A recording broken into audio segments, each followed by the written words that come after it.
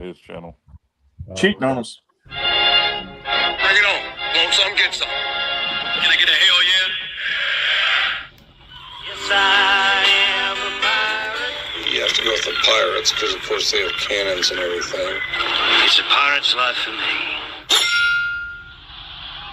Be proud of who you are and what you are. You're a pirate. It is a first down. Pirate. Because when you're at East Carolina, you go for it every time. Well, you don't coach at East Carolina, you don't come to East Carolina, you don't play at East Carolina with a weak heart. Write it. I think I've ever been in a building as loud as that was. It was deafening in there. You will get to Omaha. I can promise you that. And it's purple all night long in Eastern North Carolina. You're watching The Sports Objective, the podcast for Pirates.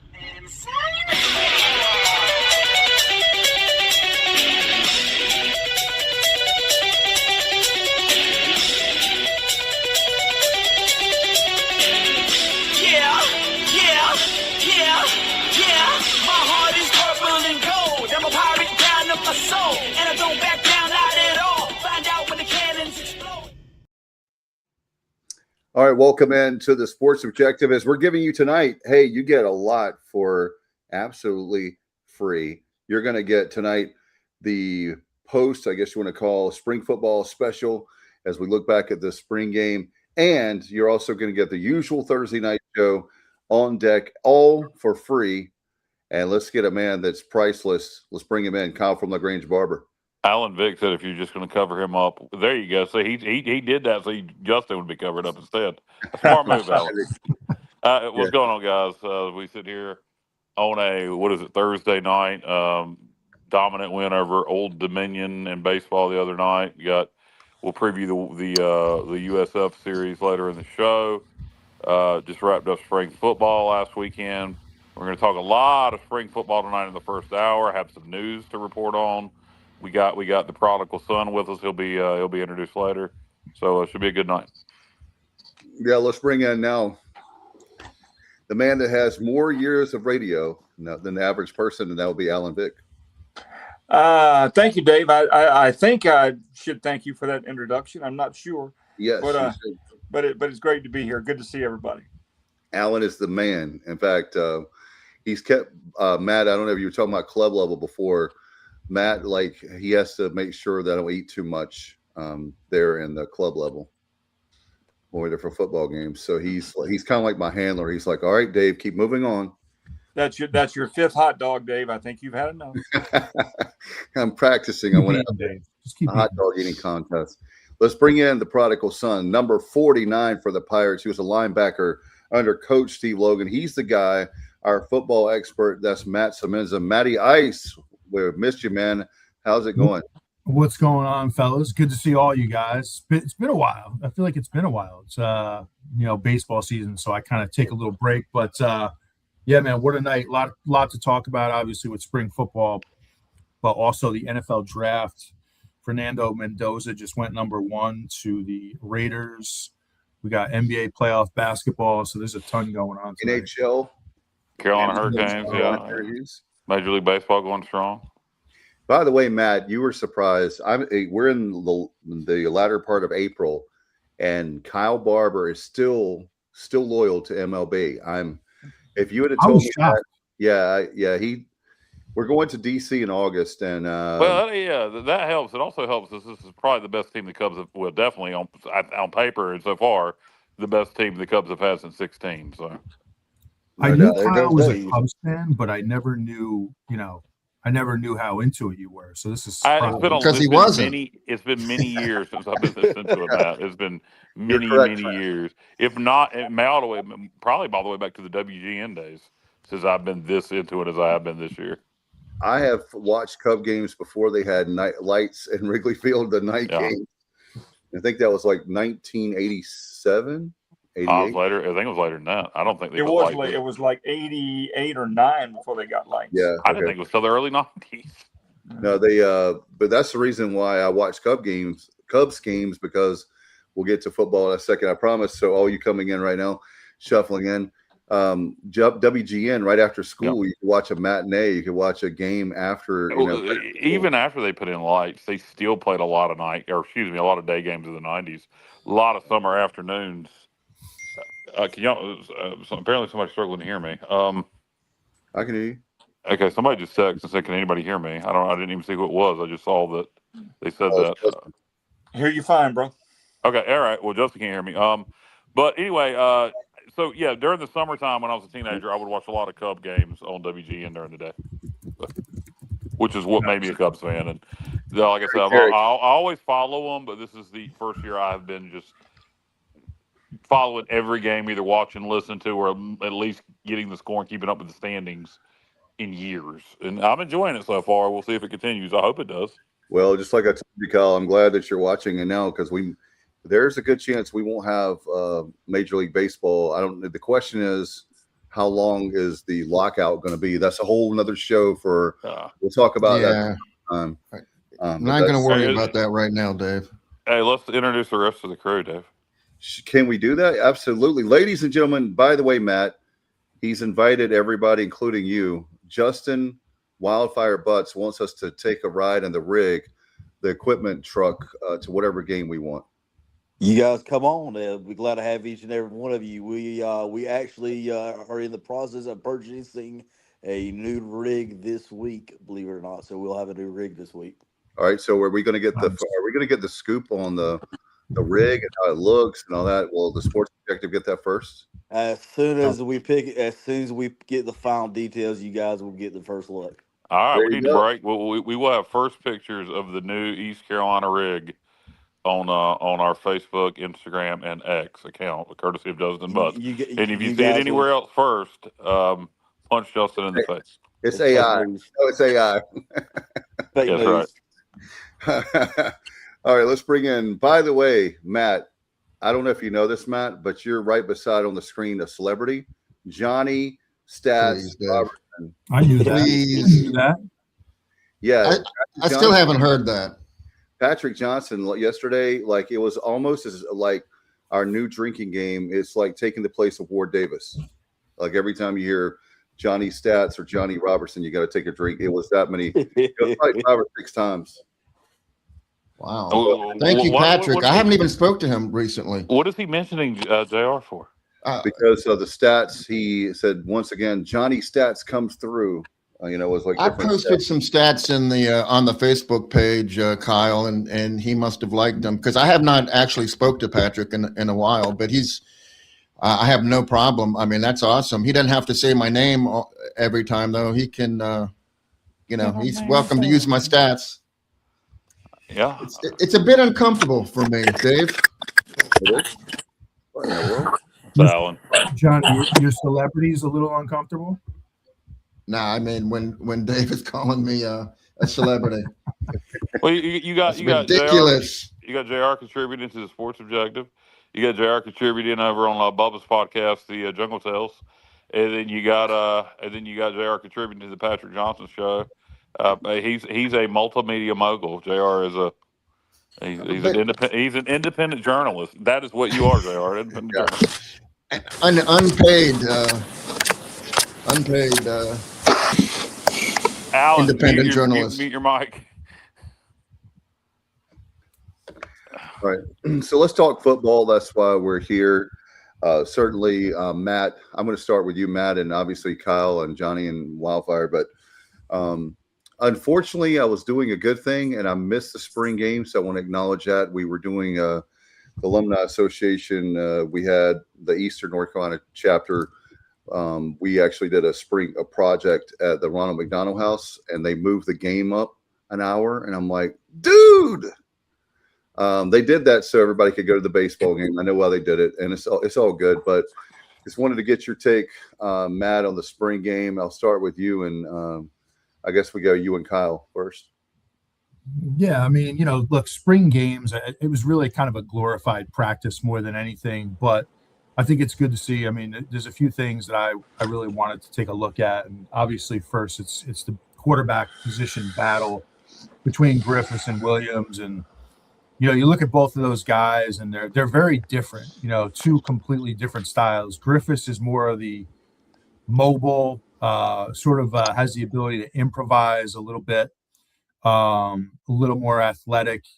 And then you have Williams, 6'5", 230 pounds, kind of a, your typical pocket quarterback who can, sit back there and fire the ball all over the field. So you have two different styles there. And I think that, that position battle is going to play out all through the remainder of spring and all through summer and fall camp. And, it could come down to, look, I wouldn't even be surprised if you saw week one, if you saw both quarterbacks play a decent amount down in Alabama.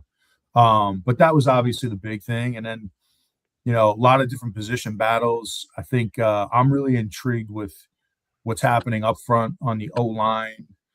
We brought in so many new faces, and really, I'm a big fan of Brandon Best, who we brought in from Kennesaw. I think he's going to be an outstanding lineman for us. But we'll kind of get into all of it. But that's just kind of my initial thoughts, is that, O-line and quarterback, you only go as far as you go, as your O-line can take you and your quarterback can take you. So we'll see what happens.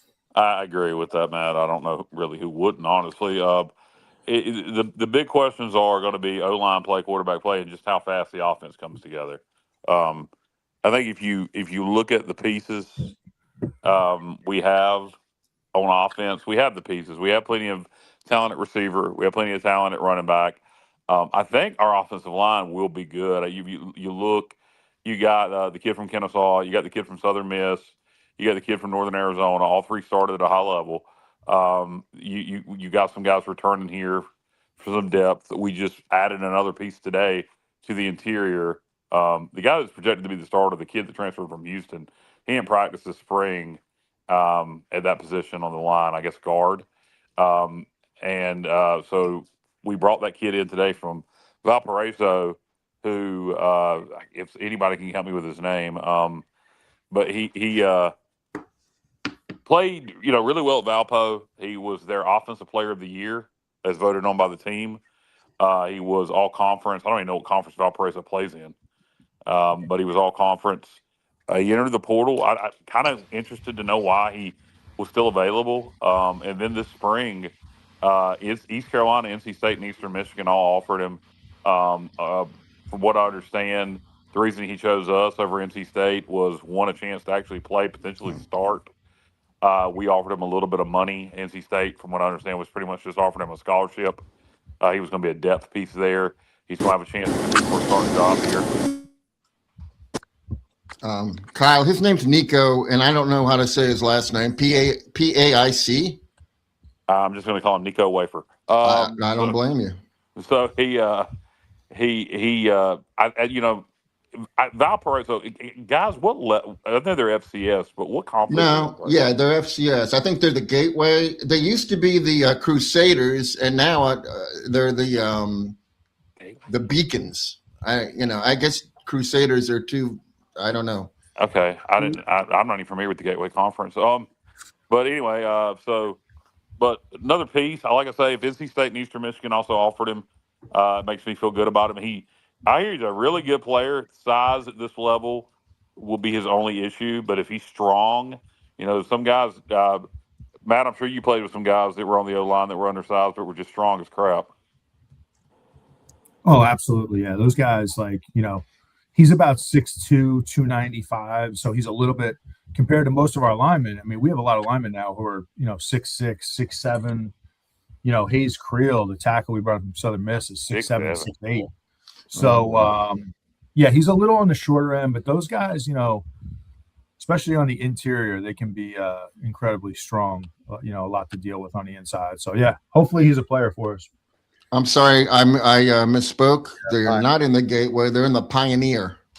Okay, so that is that weird-ass FCS that is technically non-scholarship, although most of them give scholarships now in NIL, but they don't. What it is, they're not forced to abide by the set amount of scholarships for the FCS level. They can give less if they want, but so they're in that weird Pioneer League conference. What a travel schedule that is. Davidson plays in that league.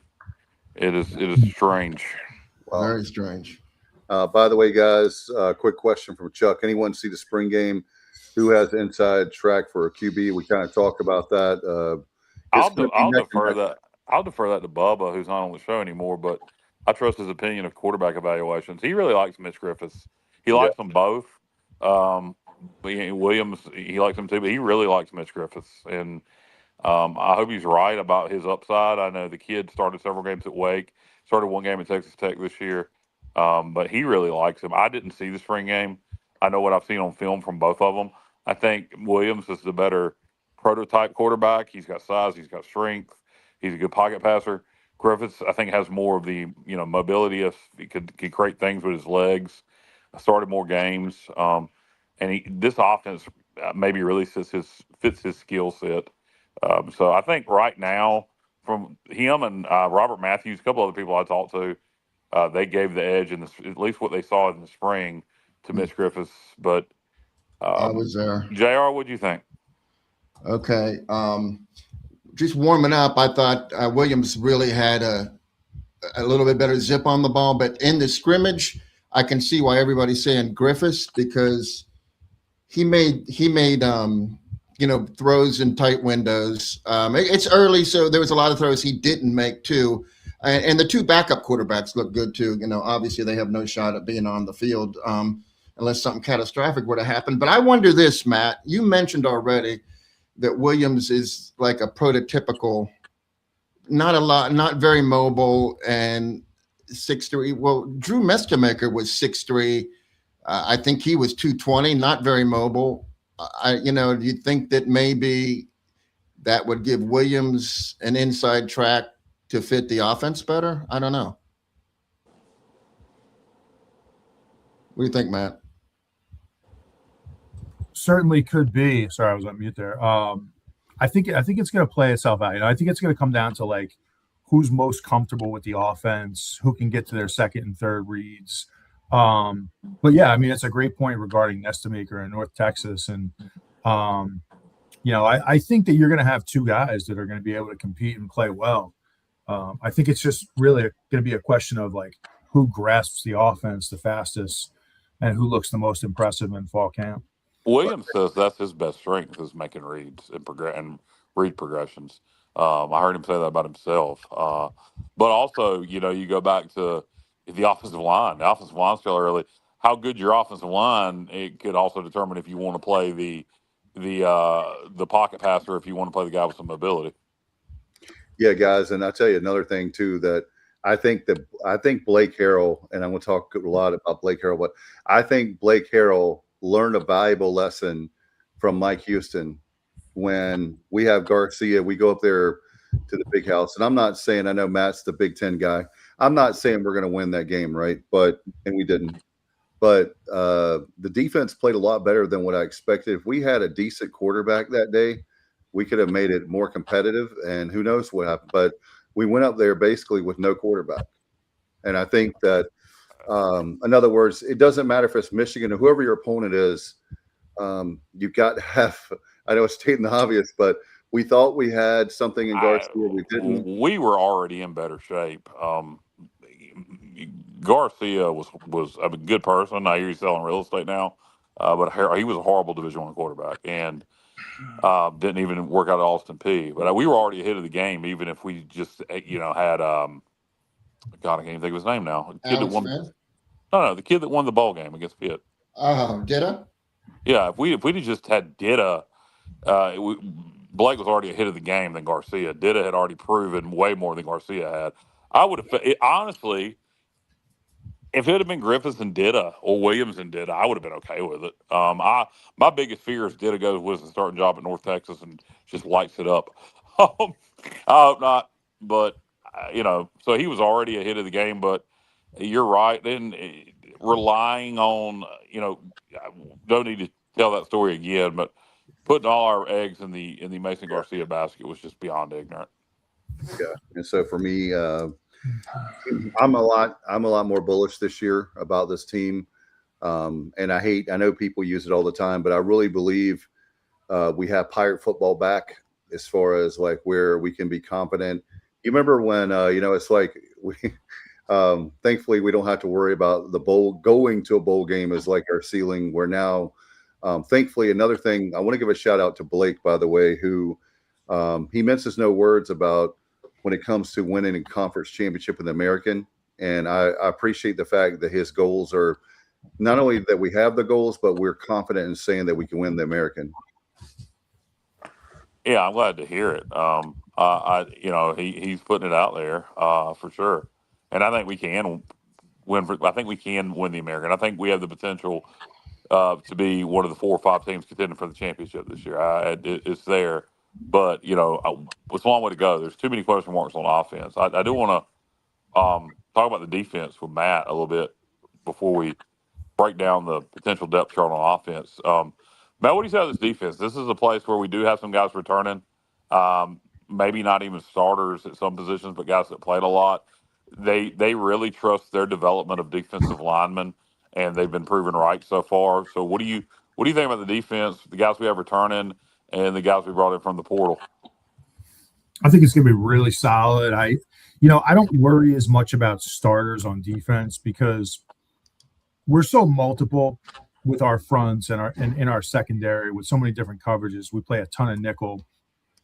So I don't worry as much about starters as I do depth. And right now, I like what I see defensively. I think we're going to be solid up front. I think we're going to be better at linebacker this year. I think for me, the biggest question mark is in the secondary because we just have so many new faces there. In particular at corner, right? We're gonna have 2 new corners this year. So for me, I think that's the big question mark is who's going to step up and win those jobs. Now I think we did really well in the portal. You look at some of the guys, like a few names that come to mind are Jalen Bowden, who transferred in from Louisville. Austin Levels is one who came in from FIU.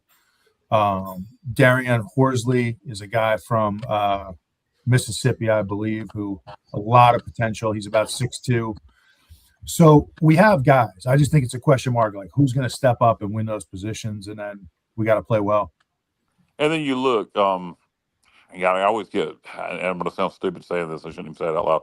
I always get who's at safety and who's at corner mixed up. I'll get them mixed up in my head. Who was the kid last year who was getting a lot of playing time? Was that at safety or corner before he got injured? This is going to be back this year. So a DB that was injured and had a lot of playing time before he went down. Well, Horsley had 53 snaps, played in 4 games, but then they redshirted him because he got injured. Was it a safety then? Who am I thinking? He's a corner. He's a corner. So Horsley's who I'm thinking of. The name doesn't sound right for some reason. But I guess Hines is a safety who went down before the season. He was projected to start. I think it's DeMarcus Hines, I think is his name. Yes, and he's back. He was a Westlake High School kid. He was coached by Rico Zachary, the linebackers coach.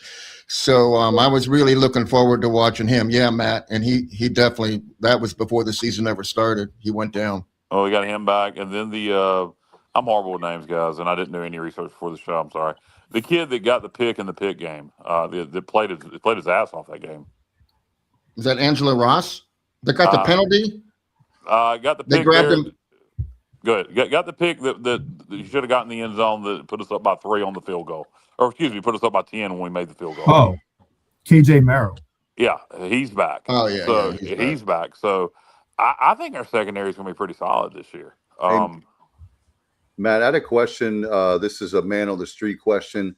And I know Kyle, I think, has maybe heard it too. But for the football fans, the one position on the defense that I'm hearing about, and I have no knowledge, so I'm pitching it to you, is the concern is at linebacker. But I haven't heard. Matt just said he thinks we're going to be better at linebacker this year.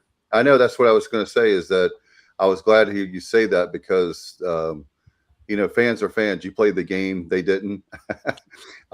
People, coworkers, different ones saying stuff. So just that was good to know. So you're saying that it will be more potentially based on the fact that we're bringing in new guys, not that we don't have the talent as far as guys that can play safety or corner. It's the fact that they haven't played with us or maybe at our level. Yeah, I mean, first of all, I like the fact that DJ Johnson is back. I thought he really, played well down the stretch last year. I thought he played well against Pitt. So now he brings back a ton of experience. Jackson Barker's another one who's back in that room, who's played a lot of football for us. You have a transfer from Memphis. That's I get confused. It's either K-Law or Cruz Law, or maybe both of them are middle linebackers. But I think we have 5 guys this year that can play the position potentially, and you got to have at least 4. Like if you don't have 4 middle linebackers, you're going to have some problems depth wise. So I feel pretty good about that room. Good. Yeah. What about? Do you remember Kendrick Dujour only played like 7 plays in the bowl game, and he blew up everything. Like he had a sack, he had a tackle for loss. I think he had a forced fumble, and he only played like 7 plays. He's back, so Why he only played 7 plays? He did. I don't know. I have no idea. But every time when he got in there, he went nuts.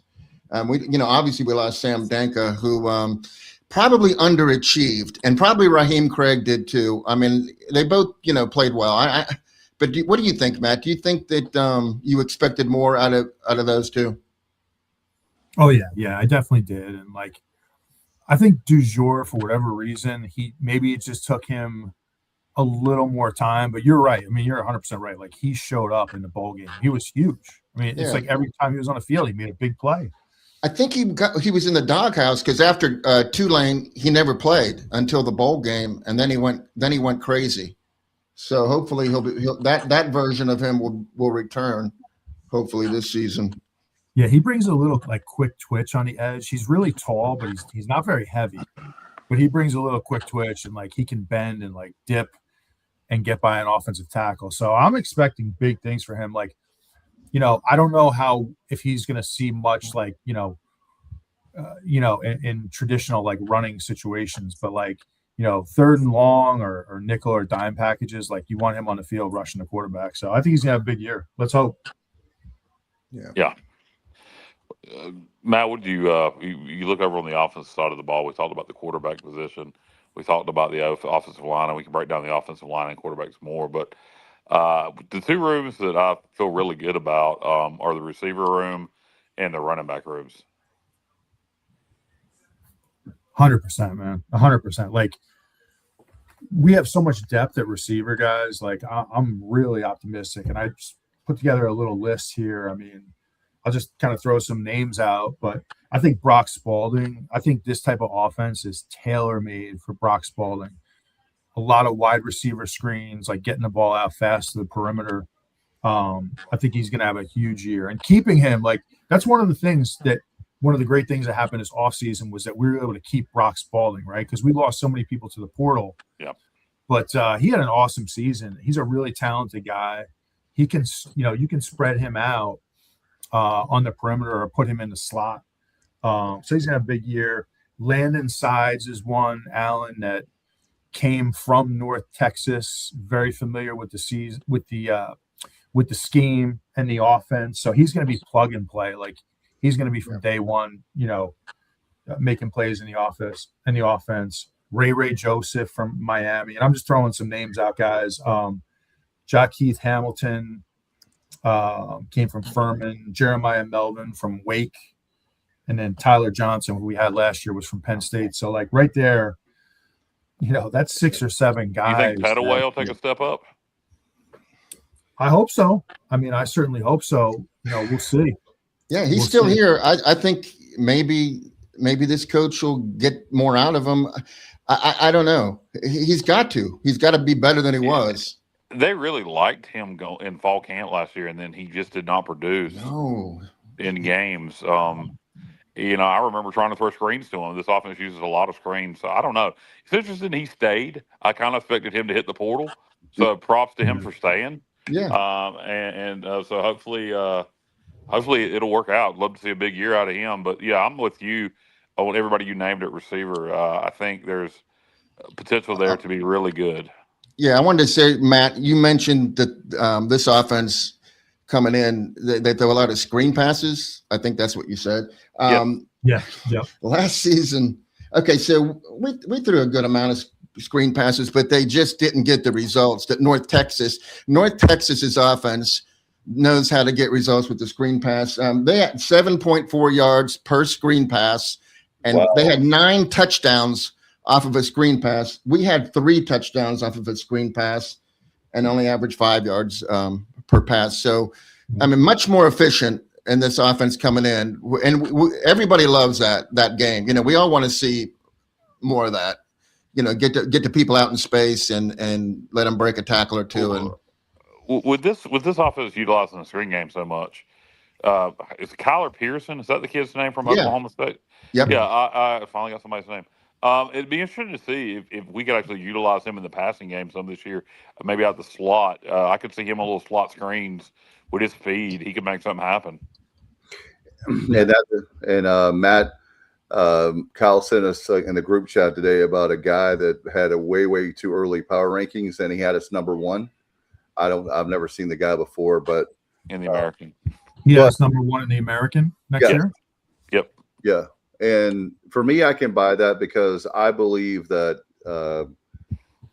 what we did in the portal, what we had already, what new guys coming in, the traditional recruiting, I believe that they've done a really good job overall. And I think with Blake, I believe that it's not a question of Blake as far as a coach is keeping Blake, but that'll be a good problem to have. That means that that he has a miracle season or a really big season in the next, maybe not this year, maybe next year, that we'll lose him, but he'll definitely leave the program better than he found it. So yeah, no doubt about it, Dave. And like, just to kind of like hop back for 1 second to the receivers and the screen game. You know, looking at Caton Hauser, his strength was not wide receiver screens. He didn't really get the ball out quick enough. It just wasn't his greatest attribute. He threw a great deep ball. But like, you think back when Lincoln Riley was here, guys, and like we had Justin Hardy, Donnie K was actually the wide receivers coach, and we ran a ton of wide receiver screens, smoke screens, tunnel screens, every type of screen imaginable. And the reason why we were so good at it is because we had wide receivers who could block their ass off. Yes. Justin Hardy was a great blocker on the perimeter. I mean, I'll never forget at North Carolina, he took a guy out, which would probably be a penalty today. I think they probably call a crackback. You guys remember that play I'm talking about? Mm-hmm. But in 13 or 14, you talking about at Carolina? It was at Chapel Hill the day we hung like 55 on them. Oh yeah, 13. Yeah. But you got to have receivers who can block, and you need the right type of quarterback who can get the ball out fast and snap it out. Because it's just everything's about timing. Did he blow him up out of nowhere on that play, Matt? Was it like he came out of nowhere almost? Yeah, it would probably be considered a crackback. Yeah, I think I do remember that play. I think I could picture it in my. Did we score on that play? I don't know if we scored on it or not. It's a big play though. We scored so much. You're gonna have a personal foul blindside block on that. Right back. What did you say, Justin? It's gonna be a blindside block. I think if I remember the play you're talking about there, Matt. Yeah, exactly. Yeah. You're gonna have a blindside. Yeah. Oh yeah. No. But to your point, Matt, if you're going to have a good screen game, you got to be able to block. So hopefully we got receivers that are selfless and will block. And what I also understand, we're going to move receivers around quite a bit in this offense. You're going to have guys that are going to line up inside at the slot. You're going to move them outside. So there's going to be a lot of movement with receivers in this offense. Chuck says, I hear the black guy from North Texas is a stud. Yeah, he was their number 2 running back this past year and showed out in the bowl game big time. And he knows the offense. He will be I like our running back room a lot. I like him. I like Engelman. I liked Engelman last year. He didn't get as many carries late in the season, but he's back. He's another piece we have back. So you got the running back from North Texas.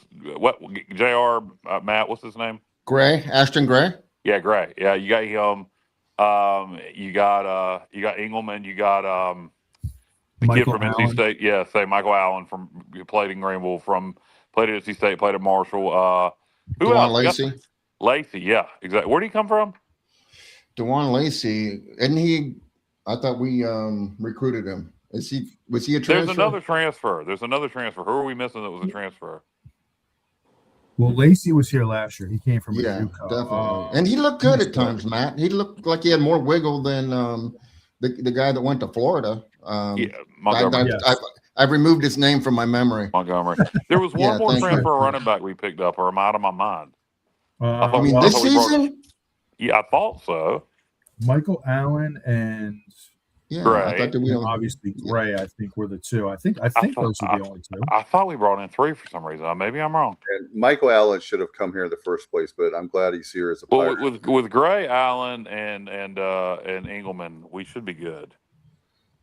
Yeah, we're like you said, Kyle. I think the one question, and Matt, I think, has talked about what O-line is looking. Yeah, when you get a chance, put Robert Matthews' comment on the screen.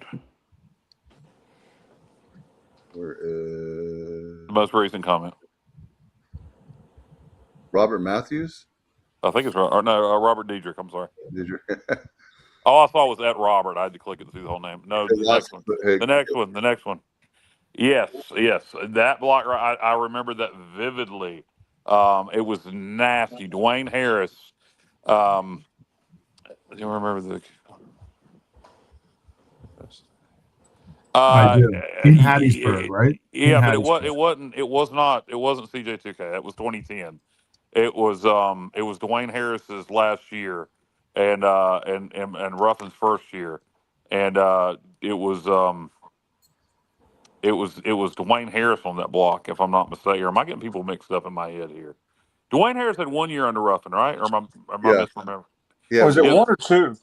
He had 1 under Ruffin. I believe Dwayne Harris had that block. And I don't remember who returned the ball, but I'm almost positive Dwayne Harris had that block. Or did Dwayne Harris have the return and somebody else had the block? I can picture the block that Robert Diedrich's talking about in my head, but I don't. It was Dwayne Harris was either returning the ball or he either got the block, one or the other. It was nasty. Mm-hmm. Yeah, well, I'll tell you what. The way that Matt, I will ask you this: do you think the guys have the swagger now? It seems like the guy, with Blake, he's getting a lot out of the players. Defense does. Yeah. I think Blake kind of brings that out of guys because the way he runs this program. Like, he's created a really good culture there. And look, we have talent. I mean, you talk about swagger. Let's take a look at some of these skill position guys we just talked about. I mean, we didn't really get into Ray Joseph, but I think just watching the film I've seen on him from spring, I mean, he's a guy that he runs with power. And he's definitely got a little swagger to him. So yeah, I think we have plenty of guys. I think we're gonna have a confident offense. We have talent. Hey, Matt, I forgot. I'm looking at my notes here because I did go to that.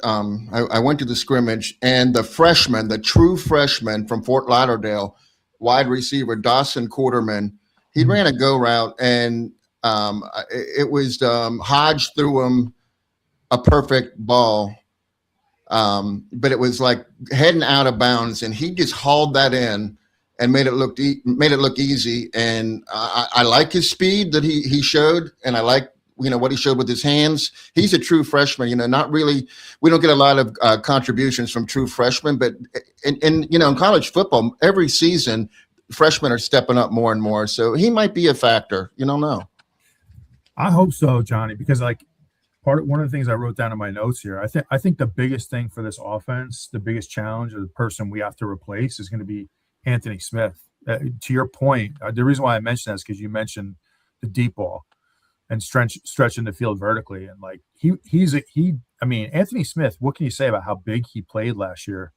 You need that vertical threat. So it sounds like Quarterman might be that guy that can stretch. Well, don't we expect that from Ray also, or not? Well, I think he's more of a slot, right? I think the guy from Wake Forest. He's got. I mean, that guy's reach is crazy. I'm blanking on his name. I know what it is. I just the Melvin, guy from. right? Yeah, thank you, Jeremiah Melvin. Yeah, I mean he's going to catch a lot of jump balls, and then we have Mason Scott, was on the track team, ran the 4x2. I think he ran the 4x4.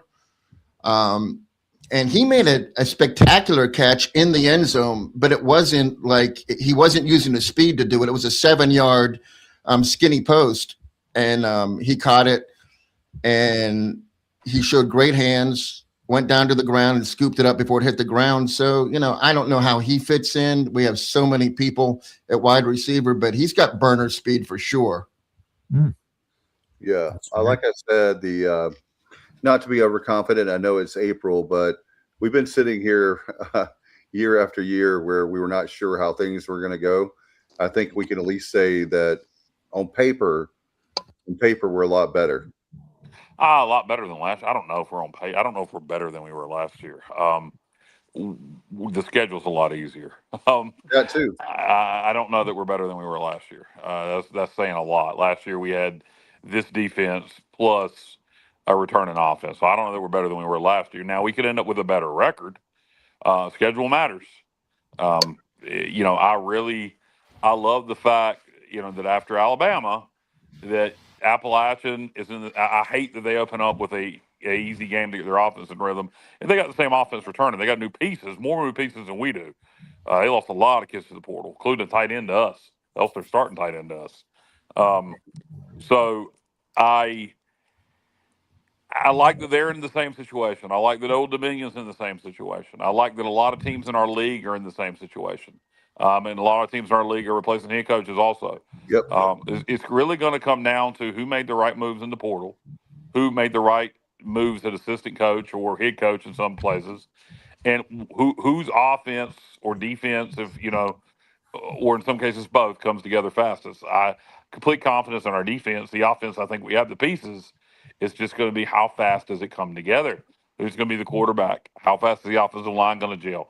How fast are we going to learn the offense? That could be the difference between. I think our floor is 6-6, barring some kind of injury. And that's if the offense really doesn't come together. We just carry it with defense and score enough to win. If the offense comes together later in the season, I can see it being like 7-5, 8-4. But if it comes together early, I think the schedule sets up for us to be competing for a conference championship in November. Depending on how fast it comes together, and that's really going to be the question mark for me: is how fast will the offense come together?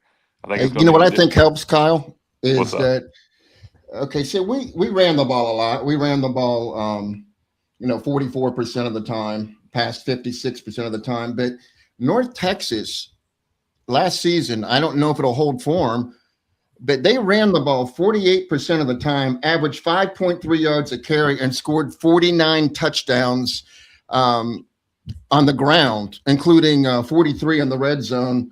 And that's going to help us. I mean, if we can run the ball like that, it's going to be impossible to match those numbers. But if we come close, our red zone problems might go away, and it might be easier to get the offense going when you're not relying so much on the downfield pass. No, that's a good point. That's a good point. That's a very good point. That you can get it going faster. I do like early in the season after Alabama that Appalachian's going to be in the same situation in terms of new quarterback, new receivers, etc.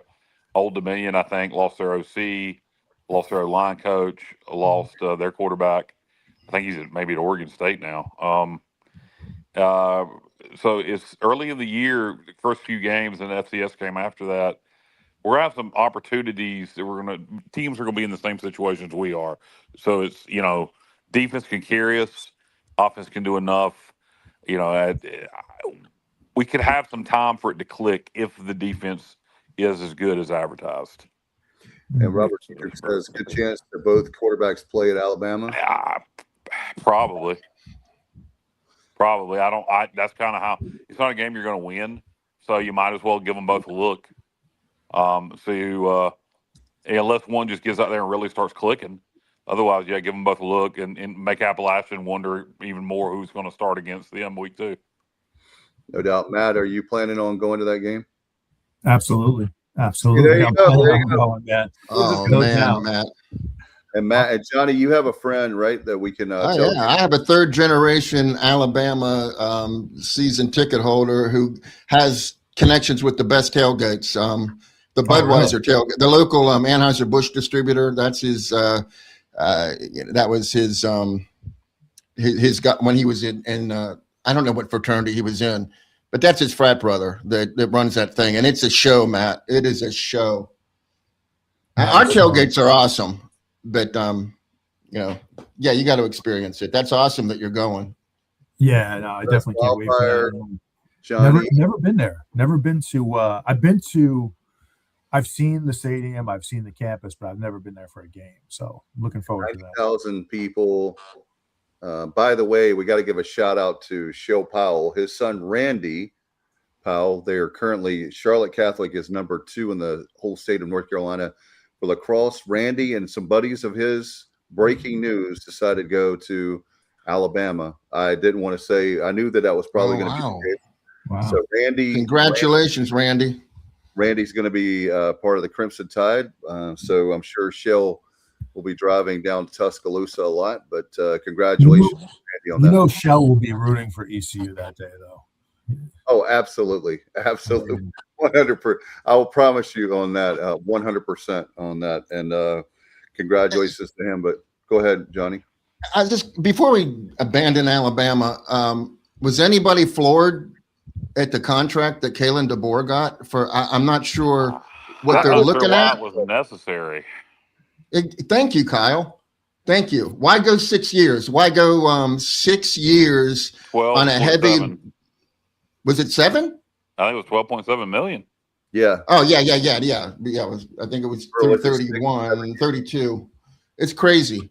Yeah, Matt, if they cut him loose at any point. Exactly. All you're doing is putting yourself in a position to have to go. What advantage? Nobody's trying to hire him away.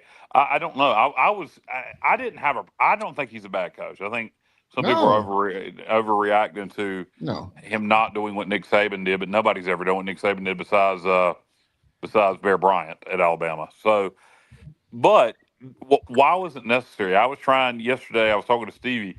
I was trying to figure out why was it necessary. You got a situation where you're not really in the middle of. Yes, of course, you're always recruiting high school players, but it's not signing time. You're not working the portal. What need was there to give him that extension right now is my question. I don't give a damn what they do. They can give it to him all day, and Alabama could set them up in a situation where they have to pay a huge buyout. I don't care because I don't give a crap about Alabama, but I just don't understand the point of doing it right now. No, I agree, man. It's a great point. And I don't understand these long contracts, to your point. Like when Penn State gave James Franklin a 10-year deal, I was like, that was horrible. Why in the world would you do that? I mean, hey, Matt. Sorry, Matt. I was just going to ask you what's the guy's name from Michigan State that they gave that huge, he had a great year and they gave that huge contract to a few years ago. My name is drawing a blank, but he was one that I was scratching my head. It's like, I forgot. Oh, I know you're talking about. I know you're talking about. I can't think of his name either. They gave him a ridiculous contract, and I would love to have that agent. Maybe that's why I'm jealous, but I'm not really jealous. But I was just like, how in the world? That was when you said that about long contracts. That's the guy that was like the poster child of like, why are you giving this dude a long contract?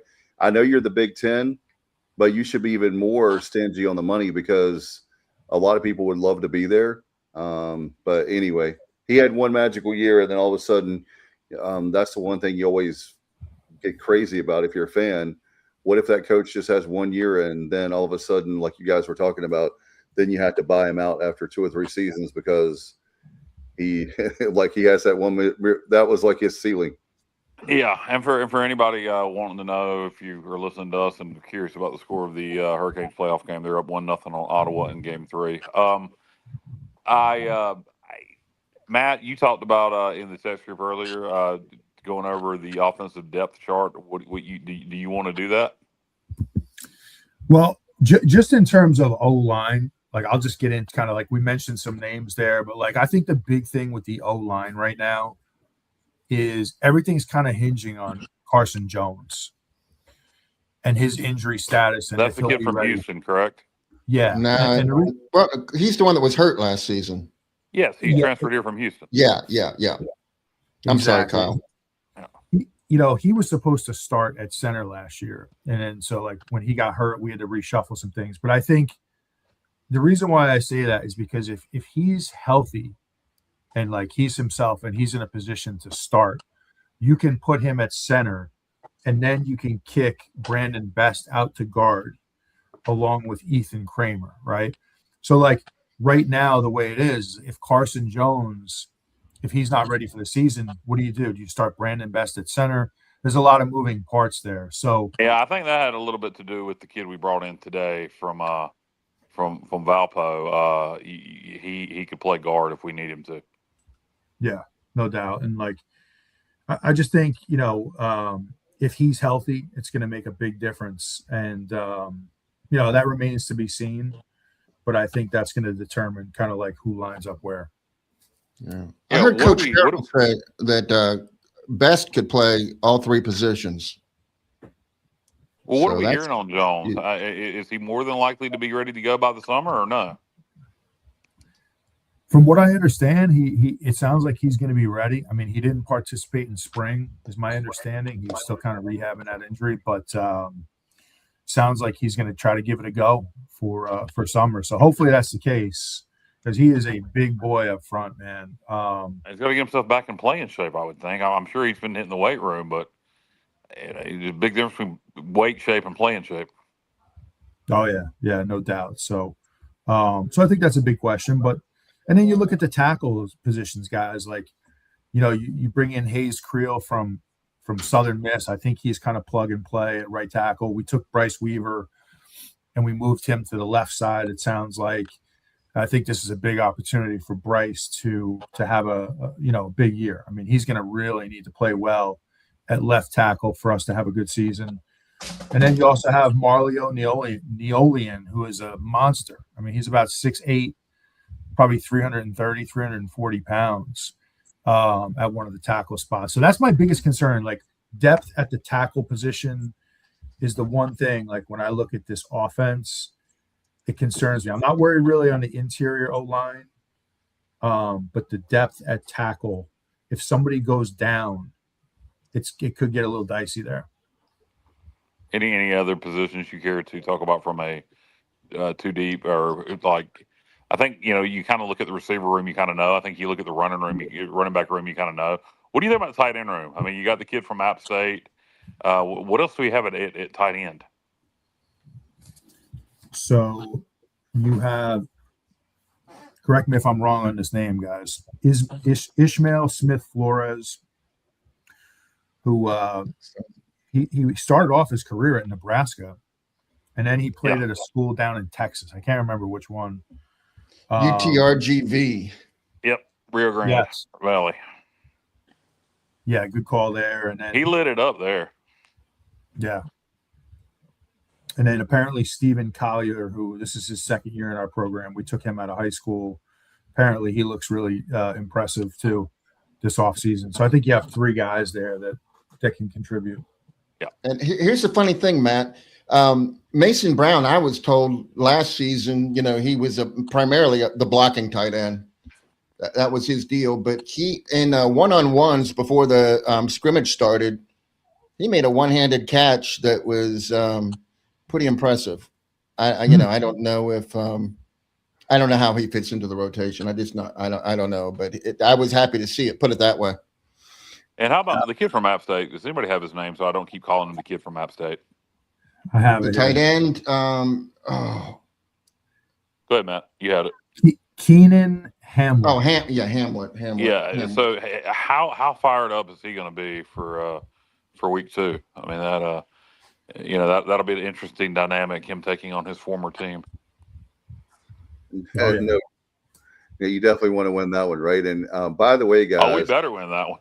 We don't need to lose 4 in a row to App State, or 3 in a row to App State, rather. No, hey, he'll be fired up for week 1 too, Kyle. He's from Alabama. Madison, Alabama. Yeah. That's one of the games.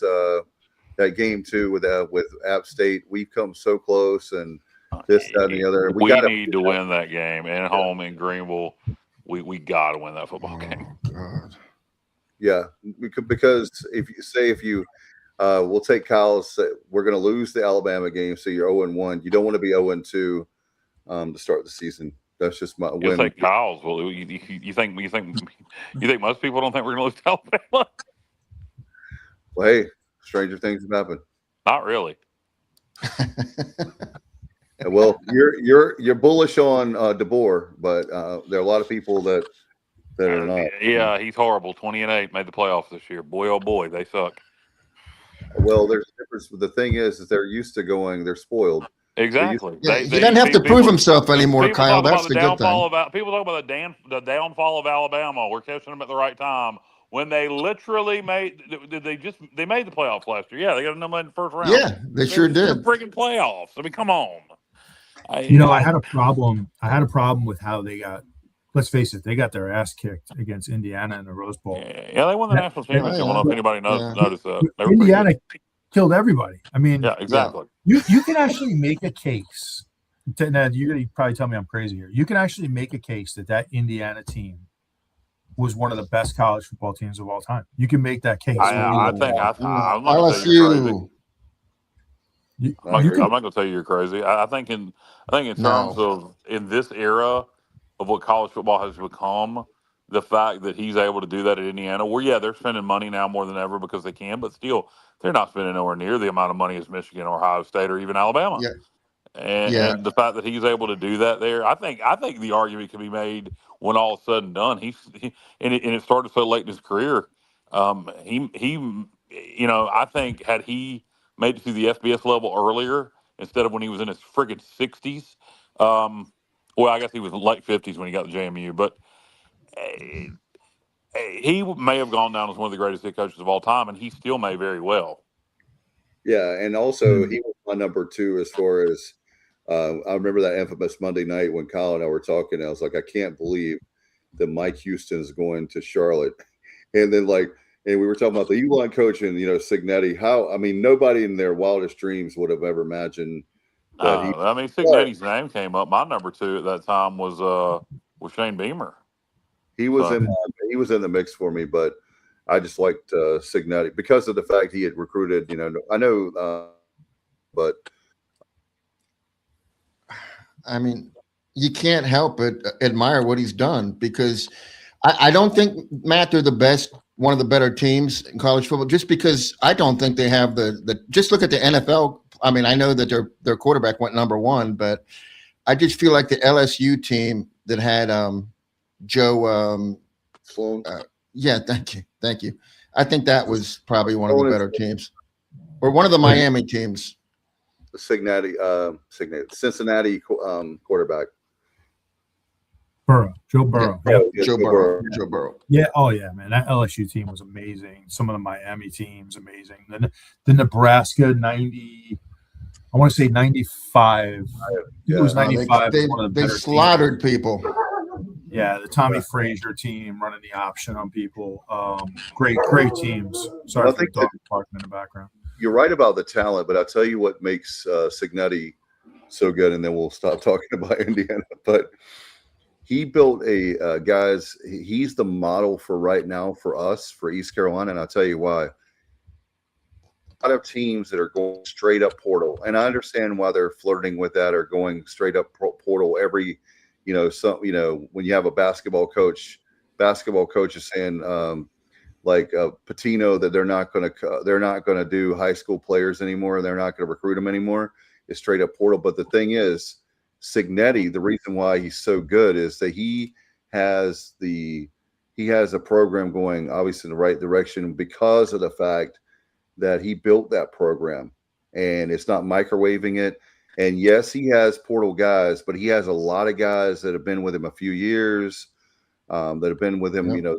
They had not only the talent, but what they did is they went out, and what the portal is supposed to be used for is the pieces that are missing from you. Or if you lose that guy in the portal, we can replace him versus trying to microwave a team and put like a Biff Poggi, you put a million faces, a million new guys together and hoping you can win.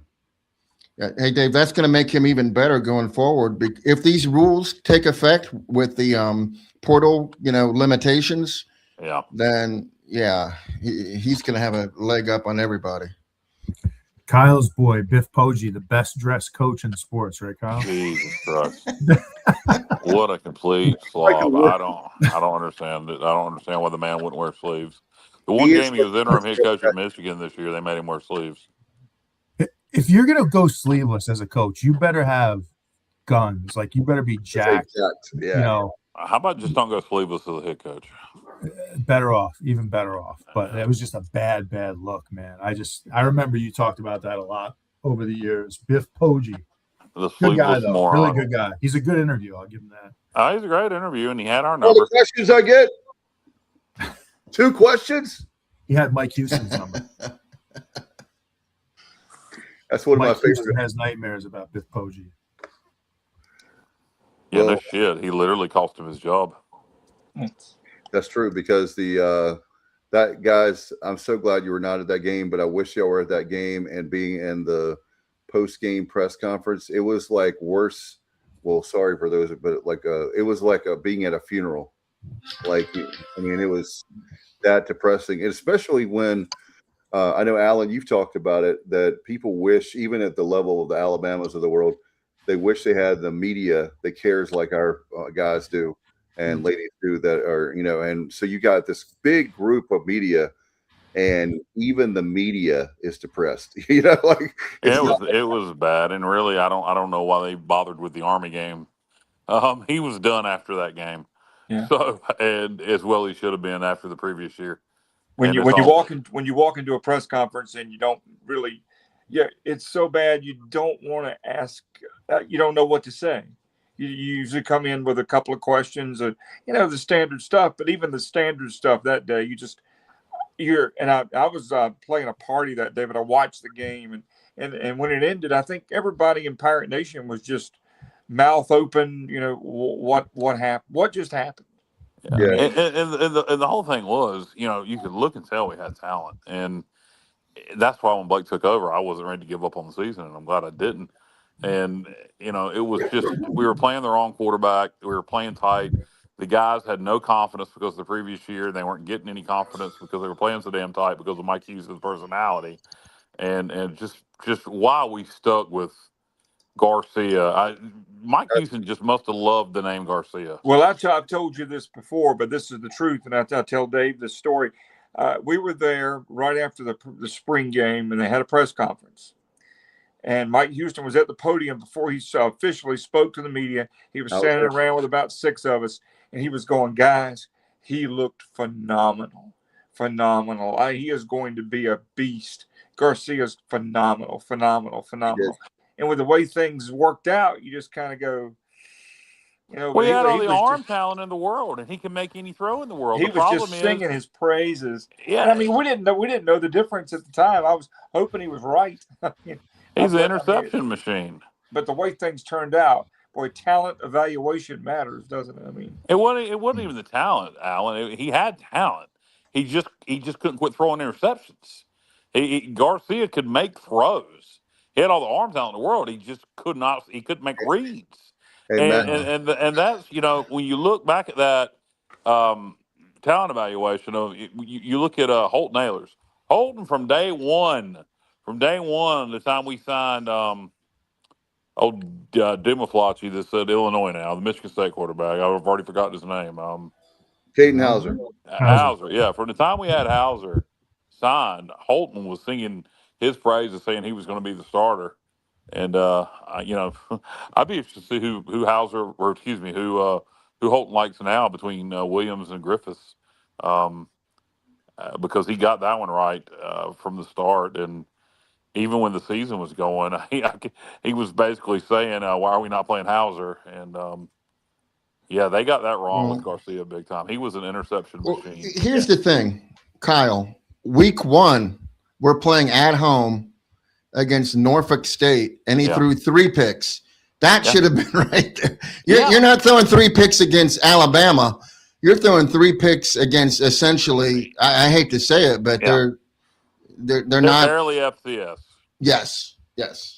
And and then you look at the ODU game is one that he did everything he could to lose that game, and we managed to win it. And it was just, what happened in that Charlotte game was he started throwing picks. Our defense panicked, and that was the rest of the story. I have no idea why we stuck with him as long as we did. It is one of the great mysteries how bad Mike Houston is at making decisions at quarterback. From the Garcia experiment really ruined Mike Houston's career. That's true. And Matt, do you remember years ago? I think it was in the '90s. Jeff George. Oh yeah. Remember him as quarterback? Oh, absolutely, yeah. absolutely, yeah. That's the way. Not that he had. I'm not saying Garcia had the talent of that, but Mason Garcia. But what my point is, sometimes these guys that have really like raw talent, there's more to it than just throwing the football. And George would always like throw a rocket, but it would be too like hard for the receivers to catch, or he's throwing like 70. They're like, he can throw a 70-yard pass. Well, there are guys that can throw it 100 miles an hour, but they can't throw it across the plate. I'm not sure Mason could throw it at all. I don't know that I ever saw Mason throw the ball.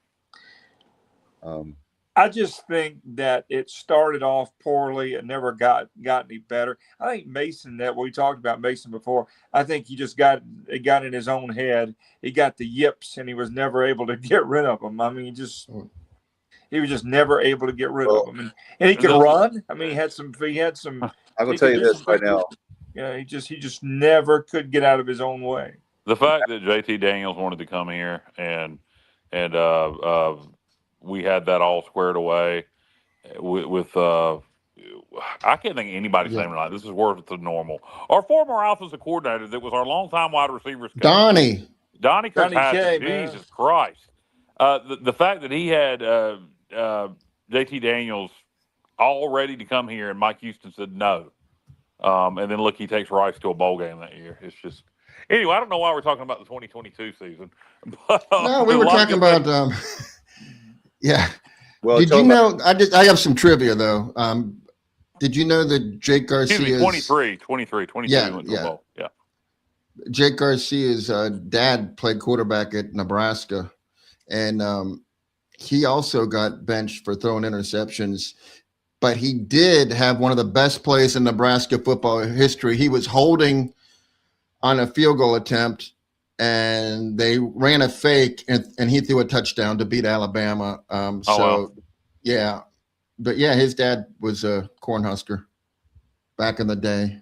Yeah, that's enough Garcia talk for all Garcia. Well, we're starting a new podcast. If you have, unless we're talking about Lillian Garcia, we need to move on. Lillian Garcia. Oh, wow. Alan Vick with the Lillian Garcia reference. That's out of nowhere. Arguably, well, I won't say arguably, the greatest caveat female ring announcer of all time. I agree with you there. She was. She's still around. She still does special appearances.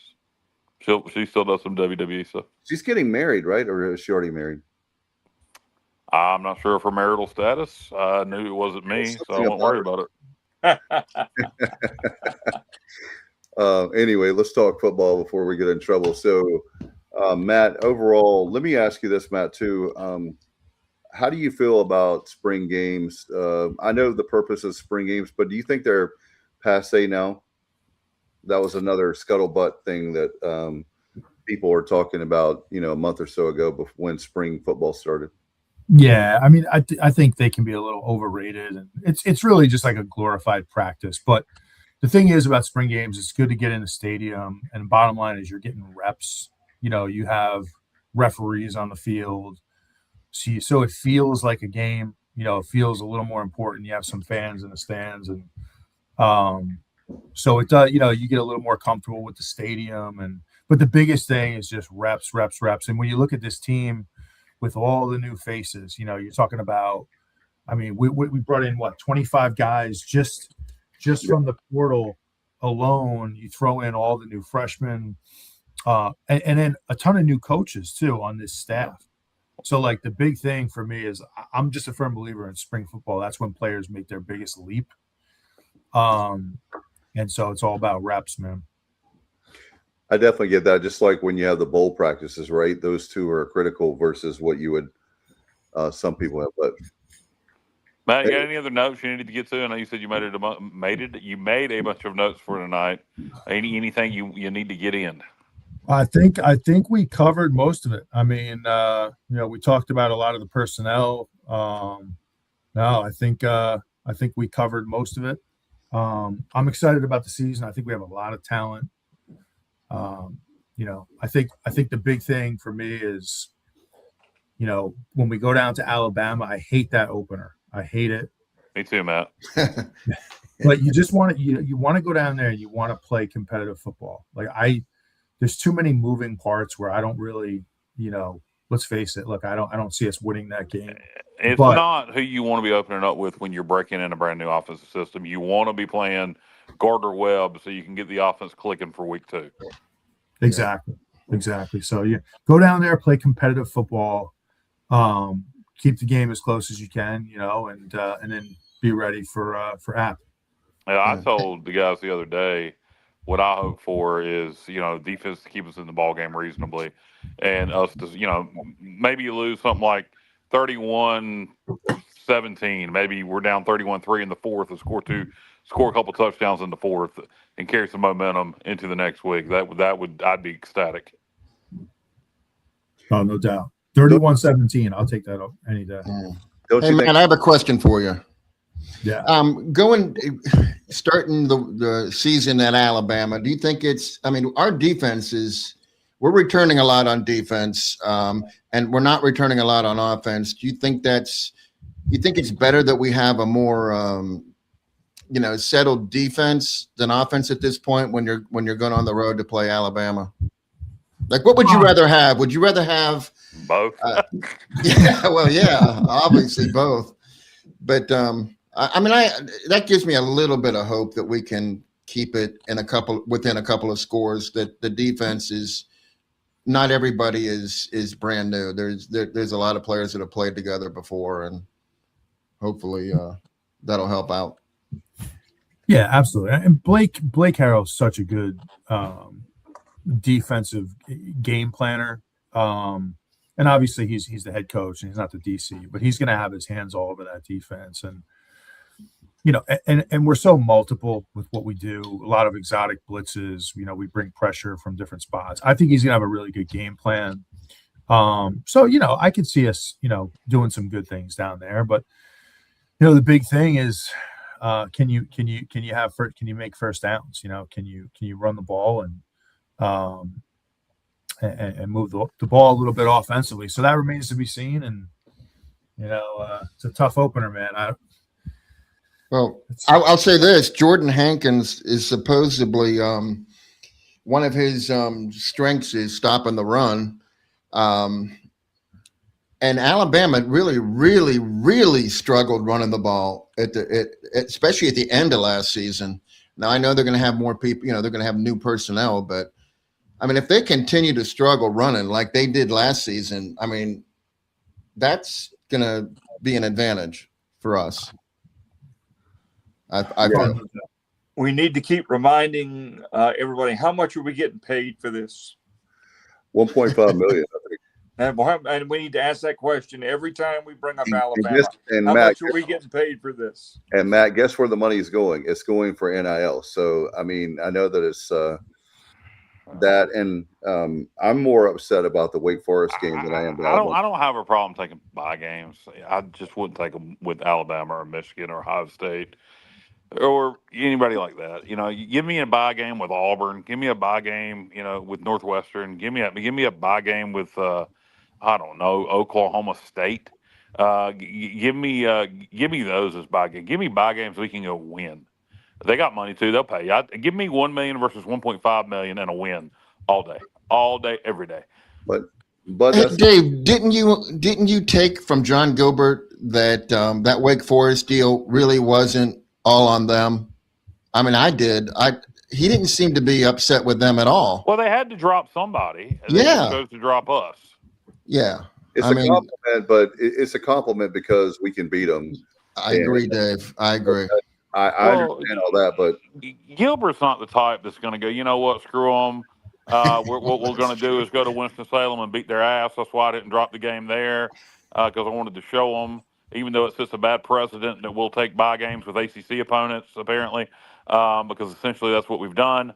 No, he's just not that type. He doesn't have that in him to say something like that. So I would expect him to, be overly diplomatic about it, honestly. Yeah. Anyway, the biggest thing for me is the Wake Forest of the world are, and then I guess I can understand the Clemson dropping us more than and they said they're not going to schedule us at a later date. I don't believe that. It's already been scheduled for a later date. When was it? Oh, I missed that. It's like 2033 or something like that, isn't it?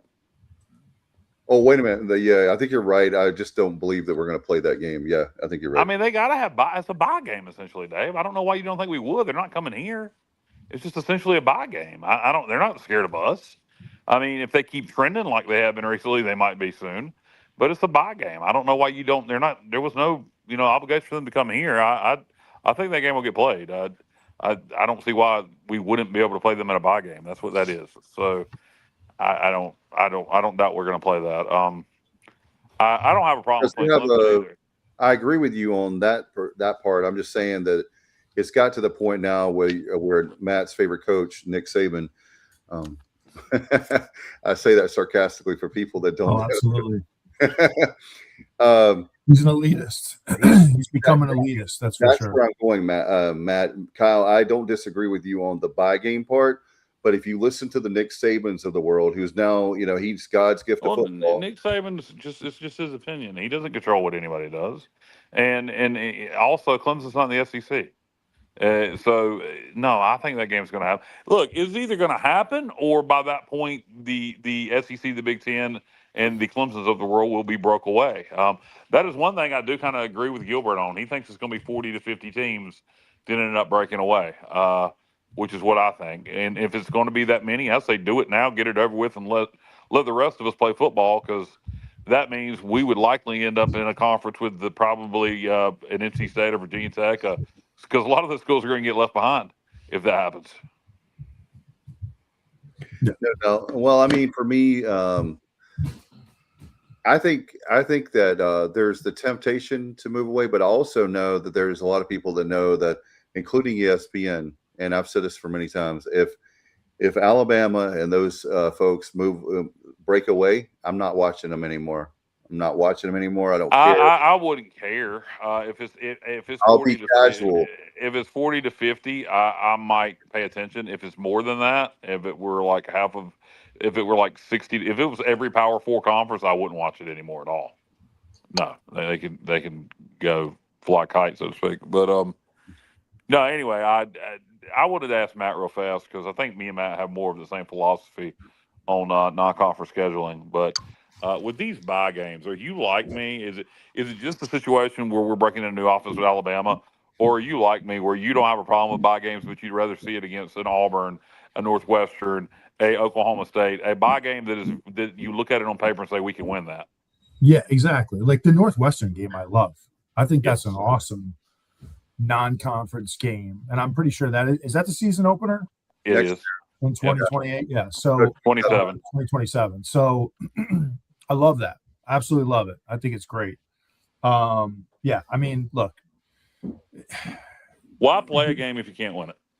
The discrepancy in financially between, you just look at the TV contracts alone, right? When you talk about, and I don't mind playing the SEC at all, but what do we make? Our TV contract is what, $7 million a year. Yeah.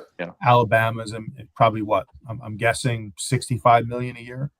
Their total revenue is well over $100 million a year.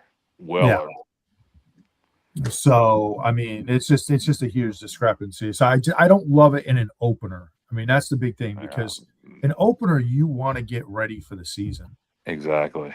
And you don't want to get demoralized. So exactly, and that's my concern about week 2 against App State. They're going to open up with some FCS. I don't remember who it is. It's FCS school, but they're going to have a chance to get their offense going, and we're not. And I believe me, I expect to beat Appalachian State week 2 in Greenville.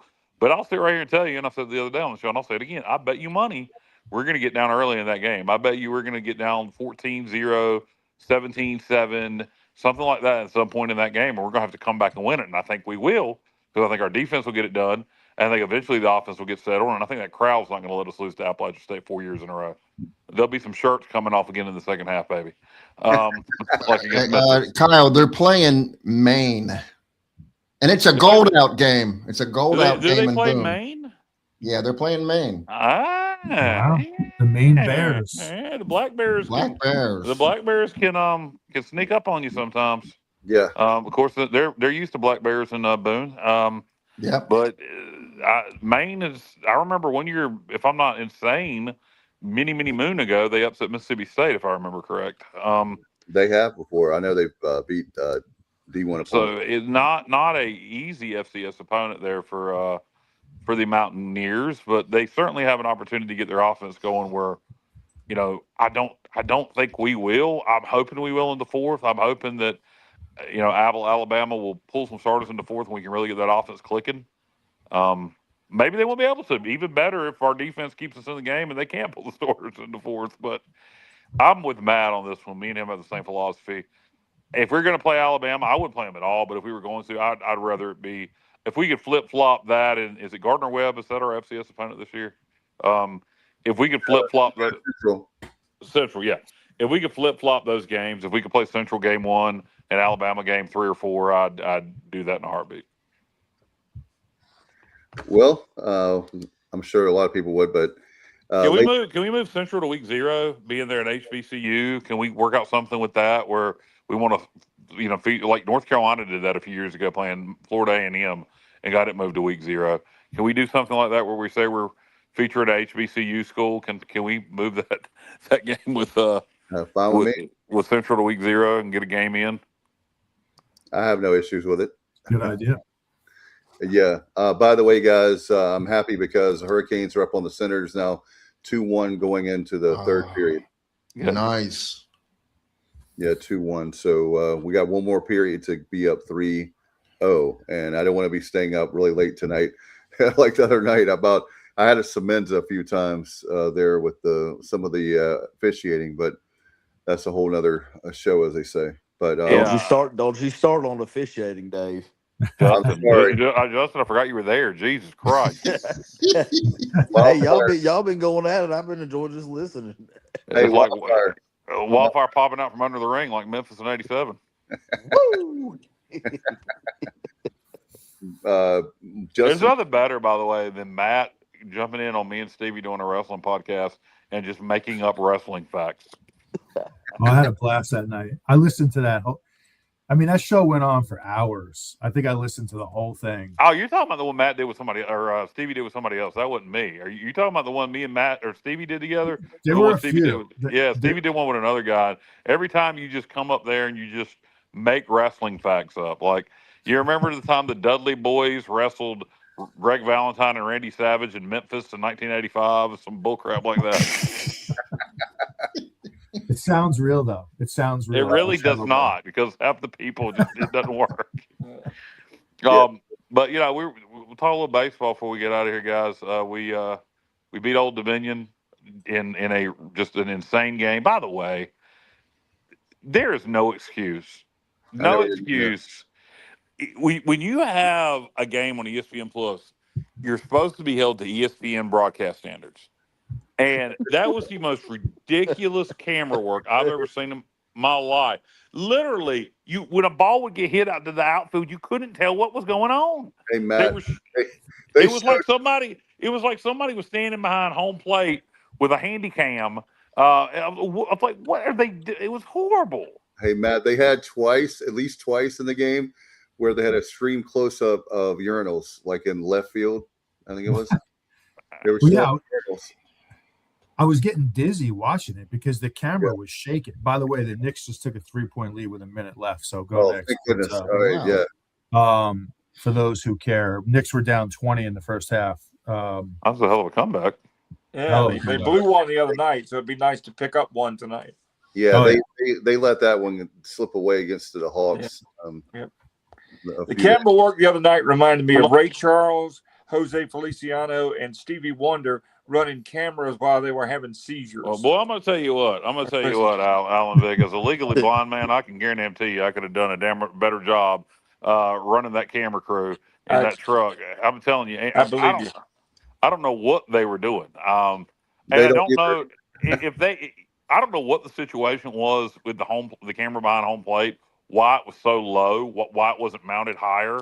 The center field camera or whatever they were shooting like back, it was so it felt like it was the home plate camera was the worst one when they would try to shoot from home out to the outfield. Yeah. It was just horrible. It was plate level instead of it being elevated. And I wonder if that had to do with some of the construction they had going on there, because I know they're Well, doing a put lot of somebody construction in a cherry picker and have the cane up above. I mean, cane. Have the camera up and a cherry picker behind. I mean, I'm being serious. That's true. That was useless.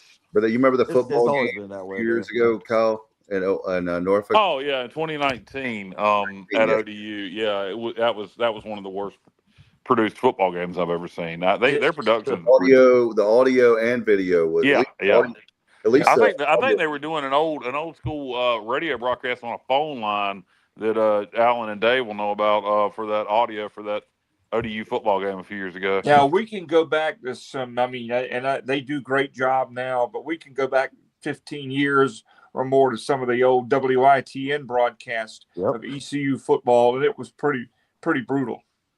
WITN never did as bad of a job as that crap from the ODU baseball game. Never. Yeah, I mean, if I'm ESPN, that's embarrassing, and somebody's getting their ass chewed, the next morning.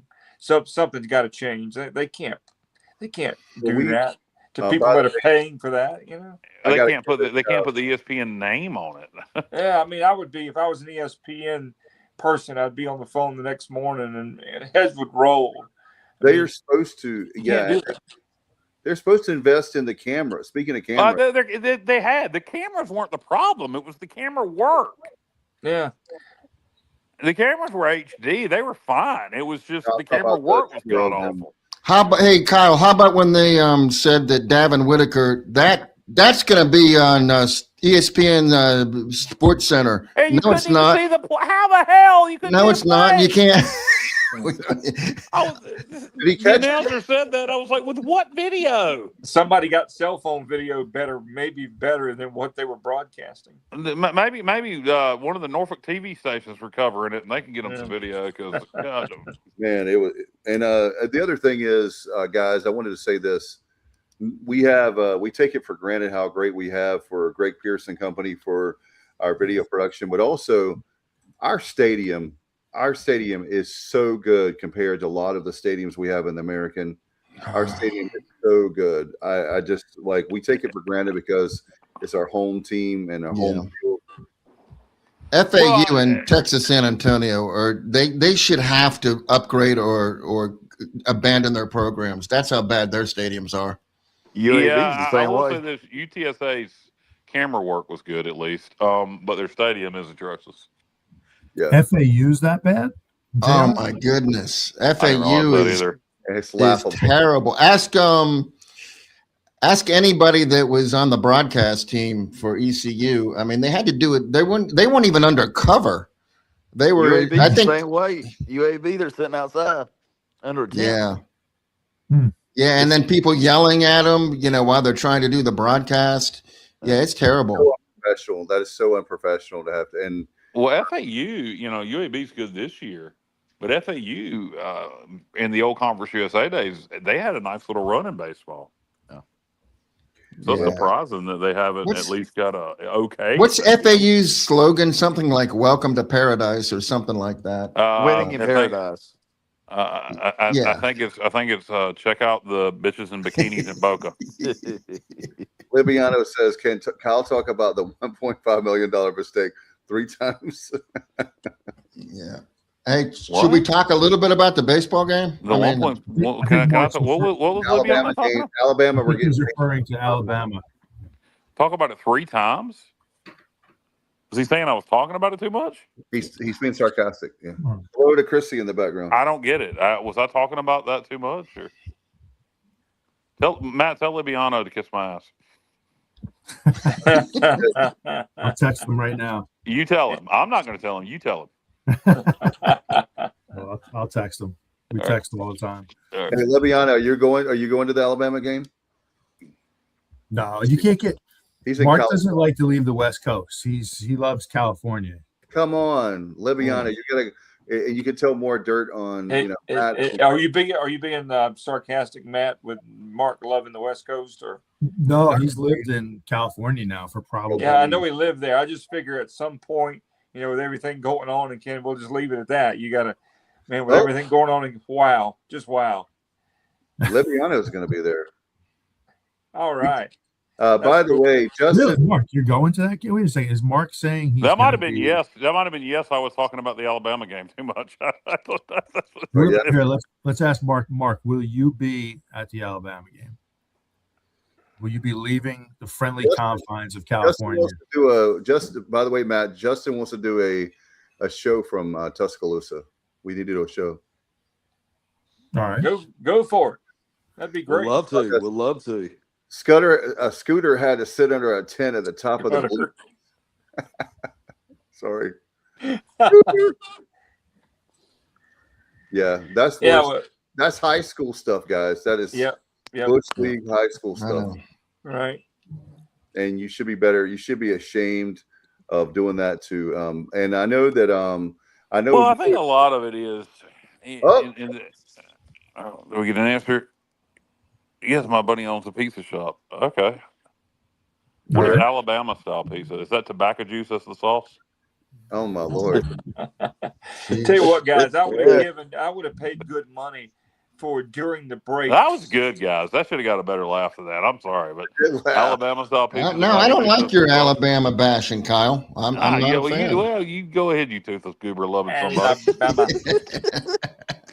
But talking about baseball and the conditions, I would have paid money to have been the board op for that game, to have heard the conversations between innings and during the commercial breaks that were going on, but with the talent there about the conditions. I guarantee you they were raising hell. In 2019, when we played that regional at Louisville, that things were so bad that the roof was leaking in the press box. Yeah, Louisville has a nice stadium. I don't know what the deal was with that. I don't know, but I heard,